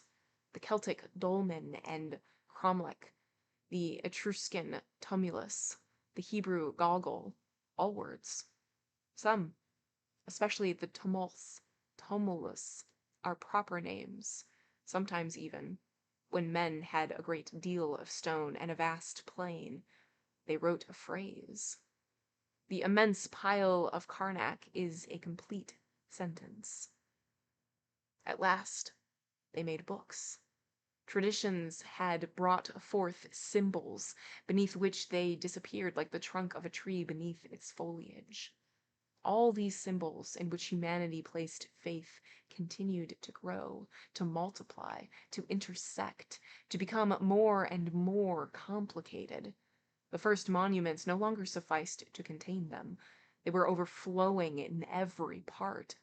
These monuments hardly expressed now the primitive tradition, simple like themselves, naked and prone upon the earth. The symbol felt the need of expansion in the edifice. Then architecture was developed in proportion with human thought.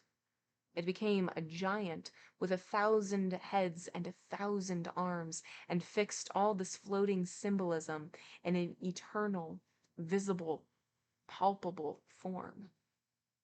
While Daedalus, who is force, measured, while Orpheus, who is intelligence, sang.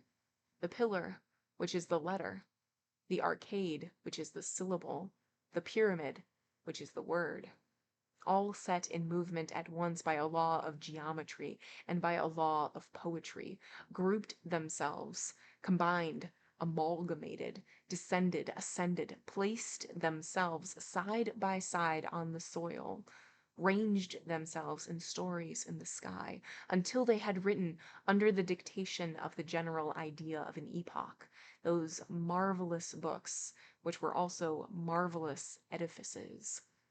The pagoda of Eklinga, the Ramesseum of Egypt, the Temple of Solomon. The generating idea, the word, was not only at the foundation of all these edifices, but also in the form. The Temple of Solomon, for example, was not alone the binding of the Holy Book. It was the Holy Book itself. On each one of its concentric walls, the priests could read the word translated and manifested to the eye, and thus they followed its formations from sanctuary to sanctuary, until they seized it in its last tabernacle, under its most concrete form, which still belonged to architecture, the arch. Thus the word was enclosed in an edifice, but its image was upon its envelope, like the human form on the coffin of a mummy. And not only the form of edifices, but the sites selected for them, revealed the thought which they represented, according to the symbol as to be expressed was graceful or grave. Greece crowned her mountains with a temple harmonious to the eye. India disemboweled hers, to chisel therein those monstrous subterranean pagodas borne up by gigantic rows of granite elephants. Thus, during the first 6,000 years of the world, for the most immemorial pagoda of Hindustan to the cathedral of Cologne, architecture was the great handwriting of the human race. And this is so true, that not only every religious symbol, but every human thought has its page and its monument in that immense book. All civilization begins in theocracy and ends in democracy. This law of liberty following unity is written in architecture. For, let us insist upon this point, masonry must not be thought to be powerful only in erecting the temple and expressing the myth and sacerdotal symbolism, in inscribing in hieroglyphs upon its pages of stone the mysterious tables of the law. If it were thus, as there comes in all human society a moment when the sacred symbol is worn out and becomes obliterated under freedom of thought, when man escapes from the priest, when the excrescence of philosophies and systems devour the face of religion, architecture could not reproduce this new state of human thought. Its leaves, so crowded on the face, would be empty on the back. Its work would be mutilated. Its book would be incomplete. But no. Let us take an example from the Middle Ages, where we see more clearly because it is nearer to us. During its first period, while theocracy is organizing Europe, while the Vatican is rallying and reclassing about itself the elements of a Rome made from the Rome which lies in ruins around the capital, while Christianity is seeking all the stages of society amid the rubbish of anterior civilization, and rebuilding with its ruins a new hierarchical universe, the keystone to whose vault is the priest.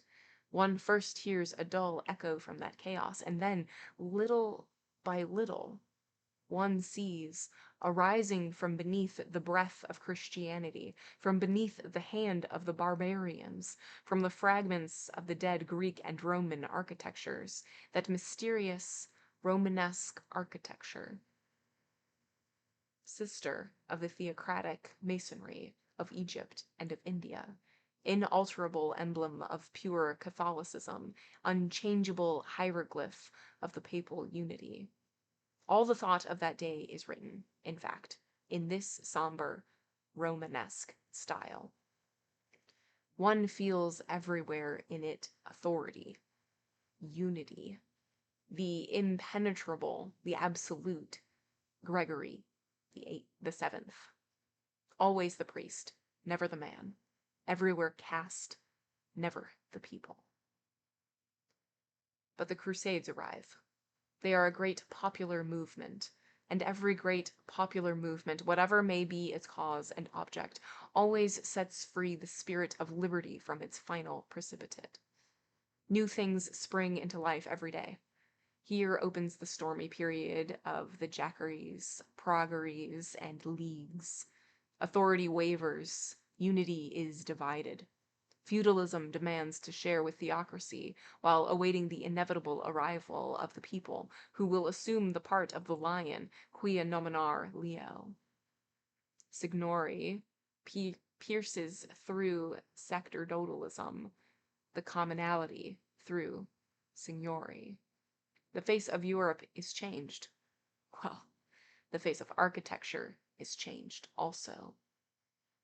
Like civilization, it has turned a page, and the new spirit of the time finds her ready to write at its dictation. It returns from the Crusades with the pointed arch, like the nations with liberty. Then, while Rome is undergoing gradual dismemberment, Romanesque architecture dies. The hieroglyph deserts the cathedral and betakes itself to blazoning the donjon keep in order to lend prestige to feudalism. The cathedral itself, that edifice formerly so dogmatic, invaded henceforth by the bourgeoisie, by the community, by liberty, escapes the priest and falls into the power of the artist. The artist builds it after his own fashion. Farewell to mystery, myth, law, fancy, and caprice. Welcome. Provided the priest has his basilica and his altar, he has nothing to say.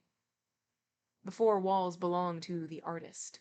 The architectural book belongs no longer to the priest, to religion, to Rome. It is the property of poetry, of imagination, of the people. Hence the rapid and innumerable transformation of that architecture which owns but 3 centuries, so striking after the stagnant immobility of the Romanesque architecture, which owns 6 or 7. Nevertheless, art marches on with giant strides. Popular genius amid originality accomplished the task which the bishops formerly fulfilled. Each race writes its line upon the book as it passes. It erases the ancient Romanesque hieroglyphs on the frontispiece of cathedrals, and at the most one only sees dogma cropping out here and there beneath the new symbol which it has deposited. The popular drapery hardly permits the religious skeleton to be suspected. One cannot even form an idea of the liberties which the architects then take, even toward the church. There are capitals, knitted of nuns and monks, shamelessly coupled, as on the hall of chimney-pieces in the Palace of Justice in Paris. There is no adventure carved in the last detail as under the great portal of Bourges. There is a bacchanalian monk with ass's ears and glass in hand, laughing in the face of a whole community, as on the lavatory of the Abbey of Boscherville. There exists, at that epoch, for thought written in stone, a privilege exactly comparable to our present liberty of the press. It is the liberty of architecture. This liberty goes very far. Sometimes a portal, a facade, an entire church presents a symbolical sense absolutely foreign to worship, or even hostile to the church. In the 13th century, Guillaume de Paris and Nicolas Flamel in the 15th wrote such seditious pages. Saint Jacques de la Boucherie was a whole church of the opposition. Thought was then free only in this manner. Hence it never wrote itself out completely except on the books called edifices. Thought, under the form of edifice, could have beheld itself burned in the public square by the hands of the executioner in its manuscript form, if it had been sufficiently imprudent to risk itself thus. Thought, as the door of a church, would have been a spectator of the punishment of thought as a book. Having thus only this resource, masonry, in order to make its way to the light, flung itself upon it from all quarters.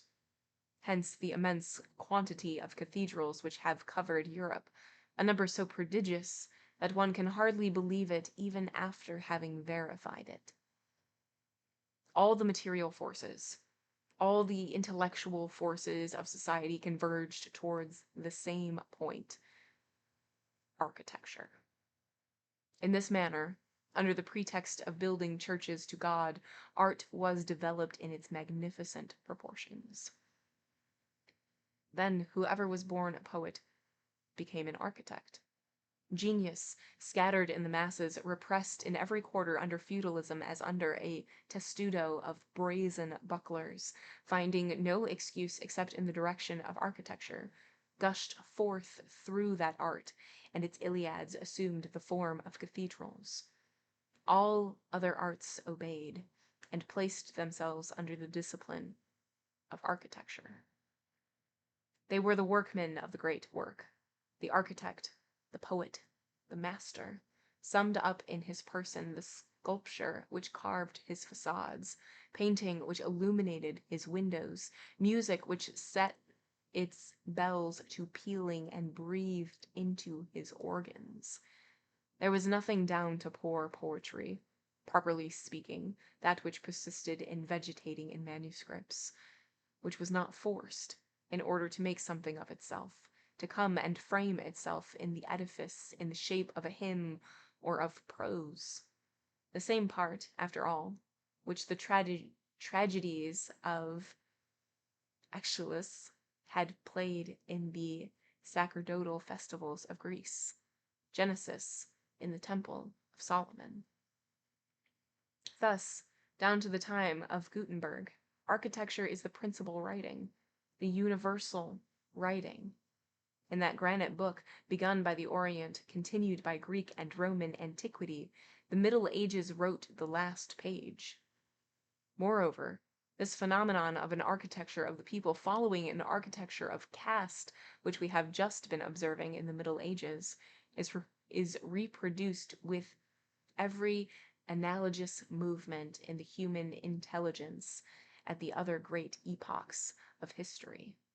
Thus, in order to enunciate here only summarily a law which it would require volumes to develop, in the High Orient, the cradle of primitive times, after Hindu architecture came Phoenician architecture, that opulent mother of Arabian architecture. In antiquity, after Egyptian architecture, of which Etruscan style and Cyclopean monuments are but one variety, came Greek architecture, of which the Roman style is only a continuation, surcharged with the Carthaginian dome. In modern times, after Romanesque architecture came Gothic architecture, and by separating their three series into their component parts, we shall find in the three eldest sisters, Hindu architecture, Egyptian architecture, Romanesque architecture, the same symbol, that is to say, theocracy, caste, unity, dogma, myth, God. And for the three younger sisters, Phoenician architecture, Greek architecture, Gothic architecture, whatever, nevertheless, may be the diversity of form inherent in their nature, the same signification also. That is to say, liberty, the people, man. In the Hindu, Egyptian, or Romanesque architecture, one feels the priest, nothing but the priest, whether he calls himself Brahmin, Magian, or Pope. It is not the same in the architectures of the people. They are richer and less scared. In the Phoenician one feels the merchant, in the Greek the republican, in the Gothic the citizen. The general characteristics of all theocratic architecture are immutably horror of progress, the preservation of traditional lines, the consecration of primitive types, the constant bending of all the forms of man and of nature in the incomprehensible caprices of the symbol. These are dark books, which the initiated alone understand how to decipher. Moreover, every form, every deformity even, has there a sense which renders it inviolable. There we go. Do not ask of Hindu, Egyptian, Romanesque masonry to reform their design or to improve their statuary. Every attempt at perfecting is an impiety to them. In these architectures, it seems as though the rigidity of the dogma had spread over the stone like a sort of second petrifaction. The general characteristic of popular masonry, on the contrary, are progress, originality, opulence, perpetual movement. They are already sufficiently detached from religion to think of their beauty, to take care of it, to correct without relaxation their parures of statues or arabesques. They are of the age. They have something human, which they mingle incessantly with the divine symbol under which they still produce. Hence, edifices comprehensible to every soul, to every intelligence, to every imagination, symbolical still, but as easy to understand as nature. Between theocratic architecture and this there is the difference that lies between a sacred language and a vulgar sentence, and a vulgar language, between hieroglyphics and art, between Solomon and Phidias. If the reader will sum up what we have hitherto briefly, very briefly indicated, neglecting 1,000 proofs and also 1,000 objections of detail, he will be led to this: that architecture was, down to the 15th century, the chief register of humanity. That in that interval not a thought which is in any degree complicated made its appearance in the world, which has not been worked into an edifice. That every popular idea and every religious law has had its monumental records. That the human race has, in short, had no important thought which it has not written in stone. And why? Because every thought, either philosophical or religious, is interested in perpetuating itself. Because the idea which has moved one generation wishes to move others also and leave a trace. Now, what a precarious immortality is that of the manuscript. How much more solid, durable, unyielding is a book of stone. In order to destroy the written word, a torch and a person are sufficient.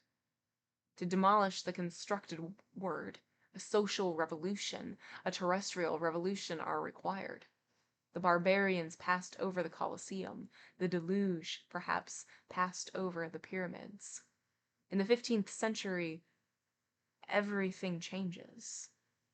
Human thought discovers a mode of perpetuating itself, not only more durable and more resisting than architecture, but still more simple and easy. Architecture is dethroned. Gutenberg's letters of lead are about to supersede Orpheus's letters of stone. The book is about to kill the edifice. The intervention of printing is the greatest event in history. It is the mother of revolution. It is the mode of expression of humanity which is totally renewed. It is human thought stripping off one form and donning another. It is the complete and definitive change of skin of that symbolical serpent which, since the days of Adam, has represented intelligence. In its printed form, thought is more imperishable than ever. It is volatile, irresistible, indestructible. It is mingled with the air. In the days of architecture, it made a mountain of itself and took powerful possession of a century and a place. Now it converts itself into a flock of birds, scatters itself to the four winds, and occupies all points of air and space at once. We repeat, who does not perceive that in this form it is far more indelible. It was solid. It has become alive. It passes from duration in time to immortality. One can demolish a mass. How can one extirpate ubiquity? If a flood comes, the mountains will have long disappeared beneath the waves, while the birds will still be flying about. And if a single ark floats on the surface of the cataclysm, they will alight upon it, will float with it, will be present with it at the ebbing of the waters. And the new world which emerges from this chaos will behold, on its awakening, the thought of the world which has been submerged, soaring above it, winged and living.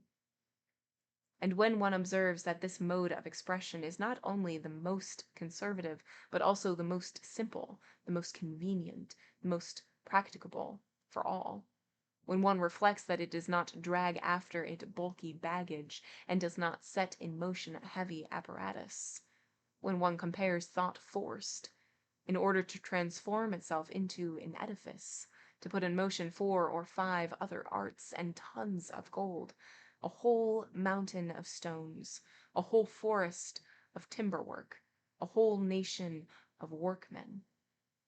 When one compares it to the thought which becomes a book, and for which a little paper, a little ink, and a pen suffice, how can one be surprised that human intelligence should have quitted architecture for printing?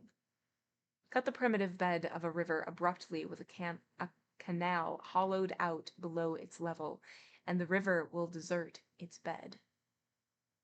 Behold how, beginning with the discovery of printing, architecture withers away little by little, becomes lifeless and bare. How one feels the water sinking, the sap departing, the thought of the times and of the people withdrawing from it.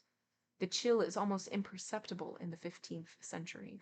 The press is, as yet, too weak, and at the most draws from powerful architecture a superabundance of life. But practically, beginning with the 16th century, the malady of architecture is visible. It is no longer the expression of society. It becomes classic art in a miserable manner.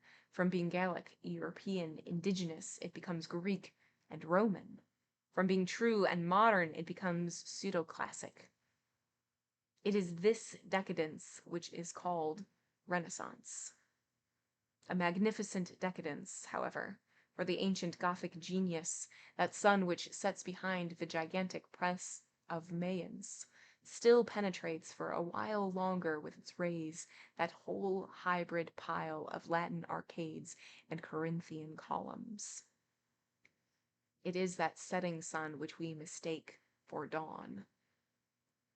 Nevertheless, from the moment when architecture is no longer anything but an art like any other, as soon as it is no longer the total art, the sovereign art, the tyrant art, it has no longer the power to retain the other arts.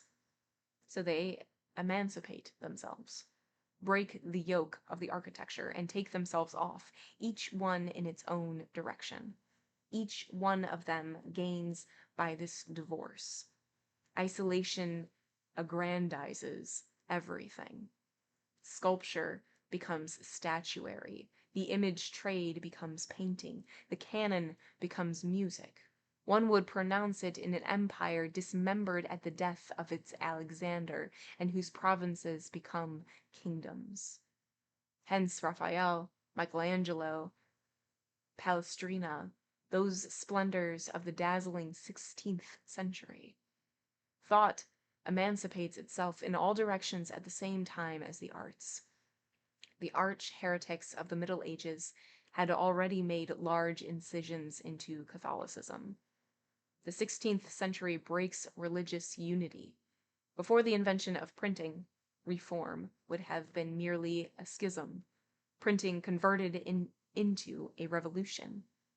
Take away the press, heresy is invenerated.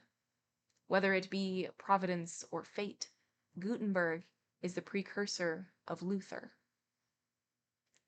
Nevertheless, when the sun of the Middle Ages is completely set, when the Gothic genius is forever extinct upon the horizon, architecture grows dim, loses its color, becomes more and more effaced. The printed book, the gnawing worm of the edifice, sucks and devours it. It becomes bare, denuded of its foliage, and grows visibly emaciated. It is petty. It is poor. It is nothing. It no longer expresses anything, not even the memory of the art of another time, reduced to itself, abandoned by the other arts, because human thought is abandoning it. It summons burglars in place of artists. Glass replaces the painted windows. The stonecutter succeeds the sculptor. Farewell, all sap, all originality, all life, all intelligence. It drags along a lamentable workshop, mendicant from copy to copy. Michelangelo, who, no doubt, felt even in the 16th century that it was dying, had a last idea, an idea of despair. That titan of art piled the Pantheon and on the Parthenon and made St. Peter's at Rome. A great work which deserved to remain unique, the last originality of architecture, the signature of a giant artist at the bottom of the colossal register of stone which was closed forever. With Michelangelo dead, what does this miserable architecture, which survived itself in the state of spectre, do? It takes St. Peter in Rome, copies it, and parodies it. It is a mania. It is a pity. Each century has its St. Peter's of Rome. In the 17th century, the Val de Grace. In the 18th, Saint Genevieve. Each country has its St. Peter's of Rome. London has one. Petersburg has one. Paris has 2 or 3. The insignificant testament, the last dotage of a decrepit grand art falling back into infancy before it dies. If, in place of the characteristic monuments which we have just described, we examine the general aspect of art from the 16th to the 18th century, we notice the same phenomena of decay and phthisis, beginning with Francois II. The architectural form of the edifice effaces itself more and allows the geometrical form, like the bony structure of an emaciated invalid, to become prominent. The fine lines of art give way to the cold and inexorable lines of geometry. An edifice is no longer an edifice, it is a polyhedron. Meanwhile, architecture is tormented in her struggles to conceal this nudity. Look at the Greek pediment inscribed upon the Roman pediment, and vice versa. It is still the Pantheon on the Parthenon, St. Peter's of Rome. Here are the brick houses of Henry IV, with their stone corners, the Place Royale, Place Dauphine. Here are the churches of Louis XIII, heavy, squat, thick-set, crowded together, loaded with a dome like a hump. Here is the Mazarin architecture, the wretched Italian pasticcio of the Four Nations. Here are the palaces of Louis XIV, long barracks for courtiers, stiff, cold, tiresome. Here, finally, is Louis XV, with chicory leaves and vermicelli, and all the warts and all the fungi which disfigure that decrepit, toothless, and coquettish old architecture. From Francois II to Louis XV, the evil has increased in geometrical progression. Art has no longer anything but skin upon its bones. It is miserably perishing. Meanwhile, what becomes of printing? All the life which is leaving architecture comes to it. In proportion as architecture ebbs, printing swells and grows. That capital of forces which human thought had been expending in edifices is henceforth expending in books. Thus, from the 16th century onward, the press, raised to the level of decaying architecture, contends with it and kills it. In the 17th century, it is already sufficiently the sovereign, sufficiently triumphant, sufficiently established in its victory to give to the world the feast of a great literary century. In the 18th, having reposed for a long time at the court of Louis XIV, it seizes again the old sword of Luther, puts it into the hand of Voltaire, and rushes impetuously to the attack of that ancient Europe whose architectural expression it has already killed. At the moment when the 18th century comes to an end, it has destroyed everything. In the 19th, it begins to reconstruct. Now, we ask, which of the three arts has really represented human thought for the last 3 centuries? Which translates it? Which expresses not only its literary and scholastic vagaries, but its vast, profound, universal movement? Which constantly superposes itself, without a break, without a gap, upon the human race? Which walks a monster with 1,000 legs? Architecture or printing? It is printing. Let the reader make no mistake. Architecture is dead. Irretrievably slain by the printed book. Slain because it endures for a shorter time. Slain because it costs more. Every cathedral represents millions. Let the reader now imagine what an investment of funds would require to rewrite the architectural book, to cause thousands of edifices to swarm once more upon the soil, to return to those epochs when the throng of monuments was such, according to the statement of an eye-witness, that one would have said that the world in shaking itself had cast off its old garment in order to cover itself with a white vesture of churches. A book is so soon made, costs so little, and can go so far. How can it surprise us that all human thought flows in this channel? This does not mean that architecture will not still have a fine monument, an isolated masterpiece here and there. We may still have from time to time, under the reign of printing, a column made, I suppose, by a whole army from melted cannon, as we had under the reign of architecture, Iliads and Romanceros, Mahabharatas and Nibelungen lieds, made from a whole people, with rhapsodies piled up and melted together. The great accident of an architect of genius may happen in the 20th century, like that of Dante in the 13th. But architecture will no longer be the social art, the collective art, the dominating art. The grand poem, the grand edifice, the grand work of humanity will no longer be built. It will be printed.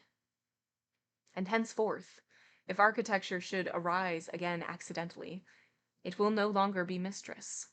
It will be subservient to the law of literature, which formerly received the law from it.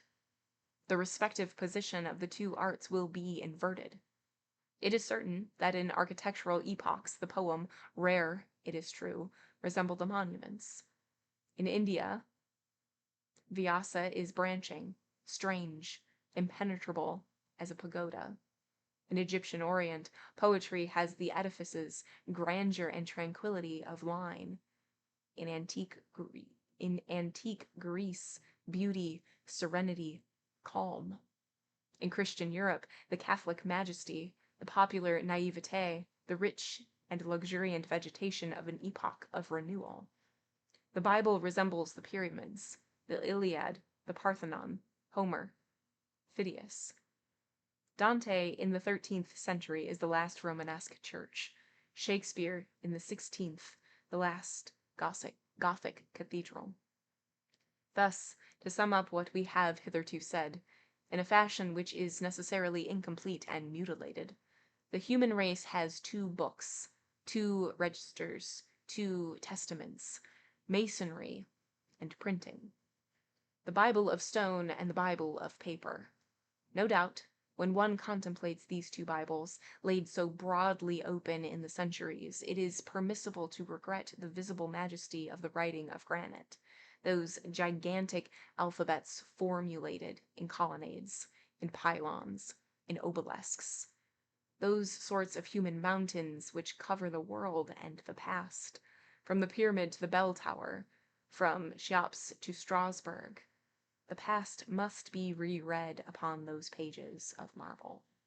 This book, written by architecture, must be admired and perused incessantly.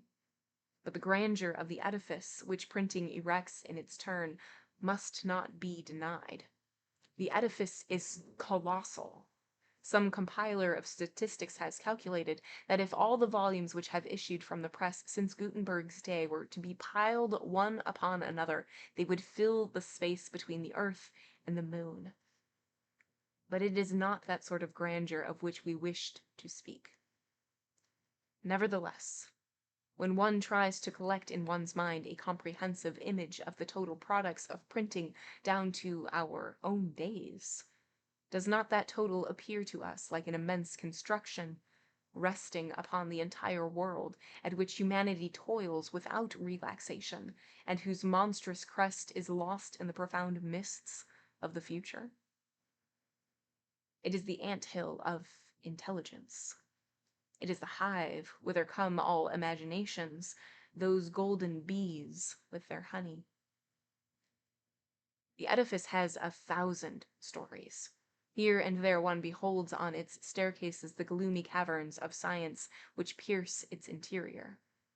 Everywhere upon its surface, art causes its arabesques, rosettes, and laces to thrive luxuriantly before the eyes. There, every individual work, however capricious and isolated it may seem, has its place and its projection. Harmony results from the whole. From the cathedral of Shakespeare to the mosque of Byron, 1,000 tiny bell towers are piled pell-mell above this metropolis of universal thought. At its base are written some ancient titles of humanity which architecture had not registered. To the left of the entrance has been fixed the ancient bas-relief, in white marble, of Homer. To the right, the polyglot Bible rears its 7 heads. The Hydra of the Roman Sero and some other hybrid forms, the Vedas of the Nibelungen bristle further on. Nevertheless, the prodigious edifice still remains incomplete.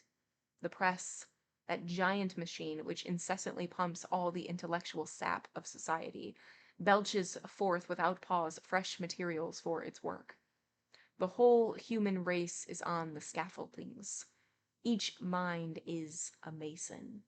The humblest fills his hole or places his stone. Retif de la Bretonne brings his hod of plaster. Every day a new course rises. Independently of the original and individual contribution of each writer, there are collective contingents. The 18th century gives the encyclopedia. The Revolution gives the Moniteur. Assuredly, it is a construction which increases and piles up in endless spirals. There also are confusion of tongues, incessant activity, indefatigable labor, eager competition of all humanity, refuge promised to intelligence. A new flood against an overflow of barbarians. It is the second Tower of Babel of the human race. End of the chapter. My gosh. And end of book 5th. Okay, so this chapter has the feeling of somebody writing a report, a paper, a compare and contrast, a causation versus, wait, what am I trying to say? I don't know. But it has that feeling of somebody, like, writing about something that has nothing to do with the story. And maybe, like, citing it a little bit. Okay, so this whole chapter, this whole long chapter is based on one single line that says that the book will kill the edifice. And so Victor Hugo is like, let me take your hand, dear simpleton of a reader, and I will guide you through exactly what I mean by this. And so Hugo is holding our hand as we go through the history of, well, first he gives us a comparing of the written word as well as construction and architecture, and being like, the first stone is like a word, and then you like add stones onto it and you get phrases, and then you get books, which are like huge massive buildings. So like those are like the building blocks, just like words are the building blocks of, you know, poems, epics, those types of things. And then we just are just being guided through this very detailed history and commentary about architecture, and saying that there will be and there is no more great architecture because of the printed word, because of the printing press, because of Gutenberg, because it is much cheaper and easier and faster and all of these other things for artists to express themselves through print rather than through architecture. And so that's basically what it is. That's basically what it is. The description of being like, yeah, the book will kill off architecture. Let me explain. Let me spin you a tale. Let me just get you into my little web of all of the details that I have, and I'm going to hold you here for an hour, and then maybe I'll set you free into the story. That's pretty much what it is. Again, this whole story, yes, it is about our characters. Sure, sure, sure, sure, sure. But really, it's Victor Hugo being like, Gothic architecture? Beautiful. A beautiful. My gosh. Yeah, and prefaced by apologizing to the female readers. Right, right, right. To be like, all right, you female readers, sorry, but we're gonna take a pause here.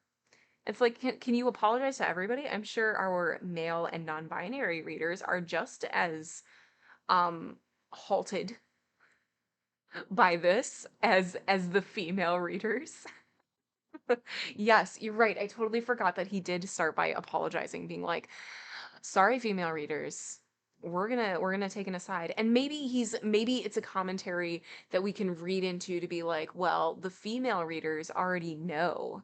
They already know what I mean by this. So let's take a step back for all of the non-female readers so that they can like catch up to the female readers. I don't know. I don't know what you're doing, Hugo. Is that what you're doing? I don't know. I think he was wrong about that point. Yeah. And like with everything, everything, radio, TV, the telegram, it's always going to be the death of something. Like, how many years has it been the death of books? How many years? How many years have we been saying that nobody reads, and that nobody goes to the library, and nobody buys books and all of these other things? And it's like, really? We've been saying that for forever. We've been saying that since like the radio. It's still here. And architecture is still here. Granted, it's not every single building is a monument to some statement, It's, like he said, there are statement buildings and specific buildings that architecture has that are beautiful. Whatever, whatever, whatever. I don't know. He's just going on a trip, and he's taking us with him. But that's it. We did it. That's it for today. It doesn't matter how long the next chapter is. Oh, it would be far too long anyway. That's it for today. We did it. We did the readings. We will pick up right where we left off next time. So next time we are starting book the fifth, and we are at 35% of the way. So still making our way, increment by increment, Romanesque building to Greek building to Gothic building. Thank you all for being here. It's a pleasure. As always, whether you lurk, whether you chat, I 1000% appreciate you. And I 1000% appreciate your support. If I don't see you next time, I hope to see you very soon. Goodbye, everyone.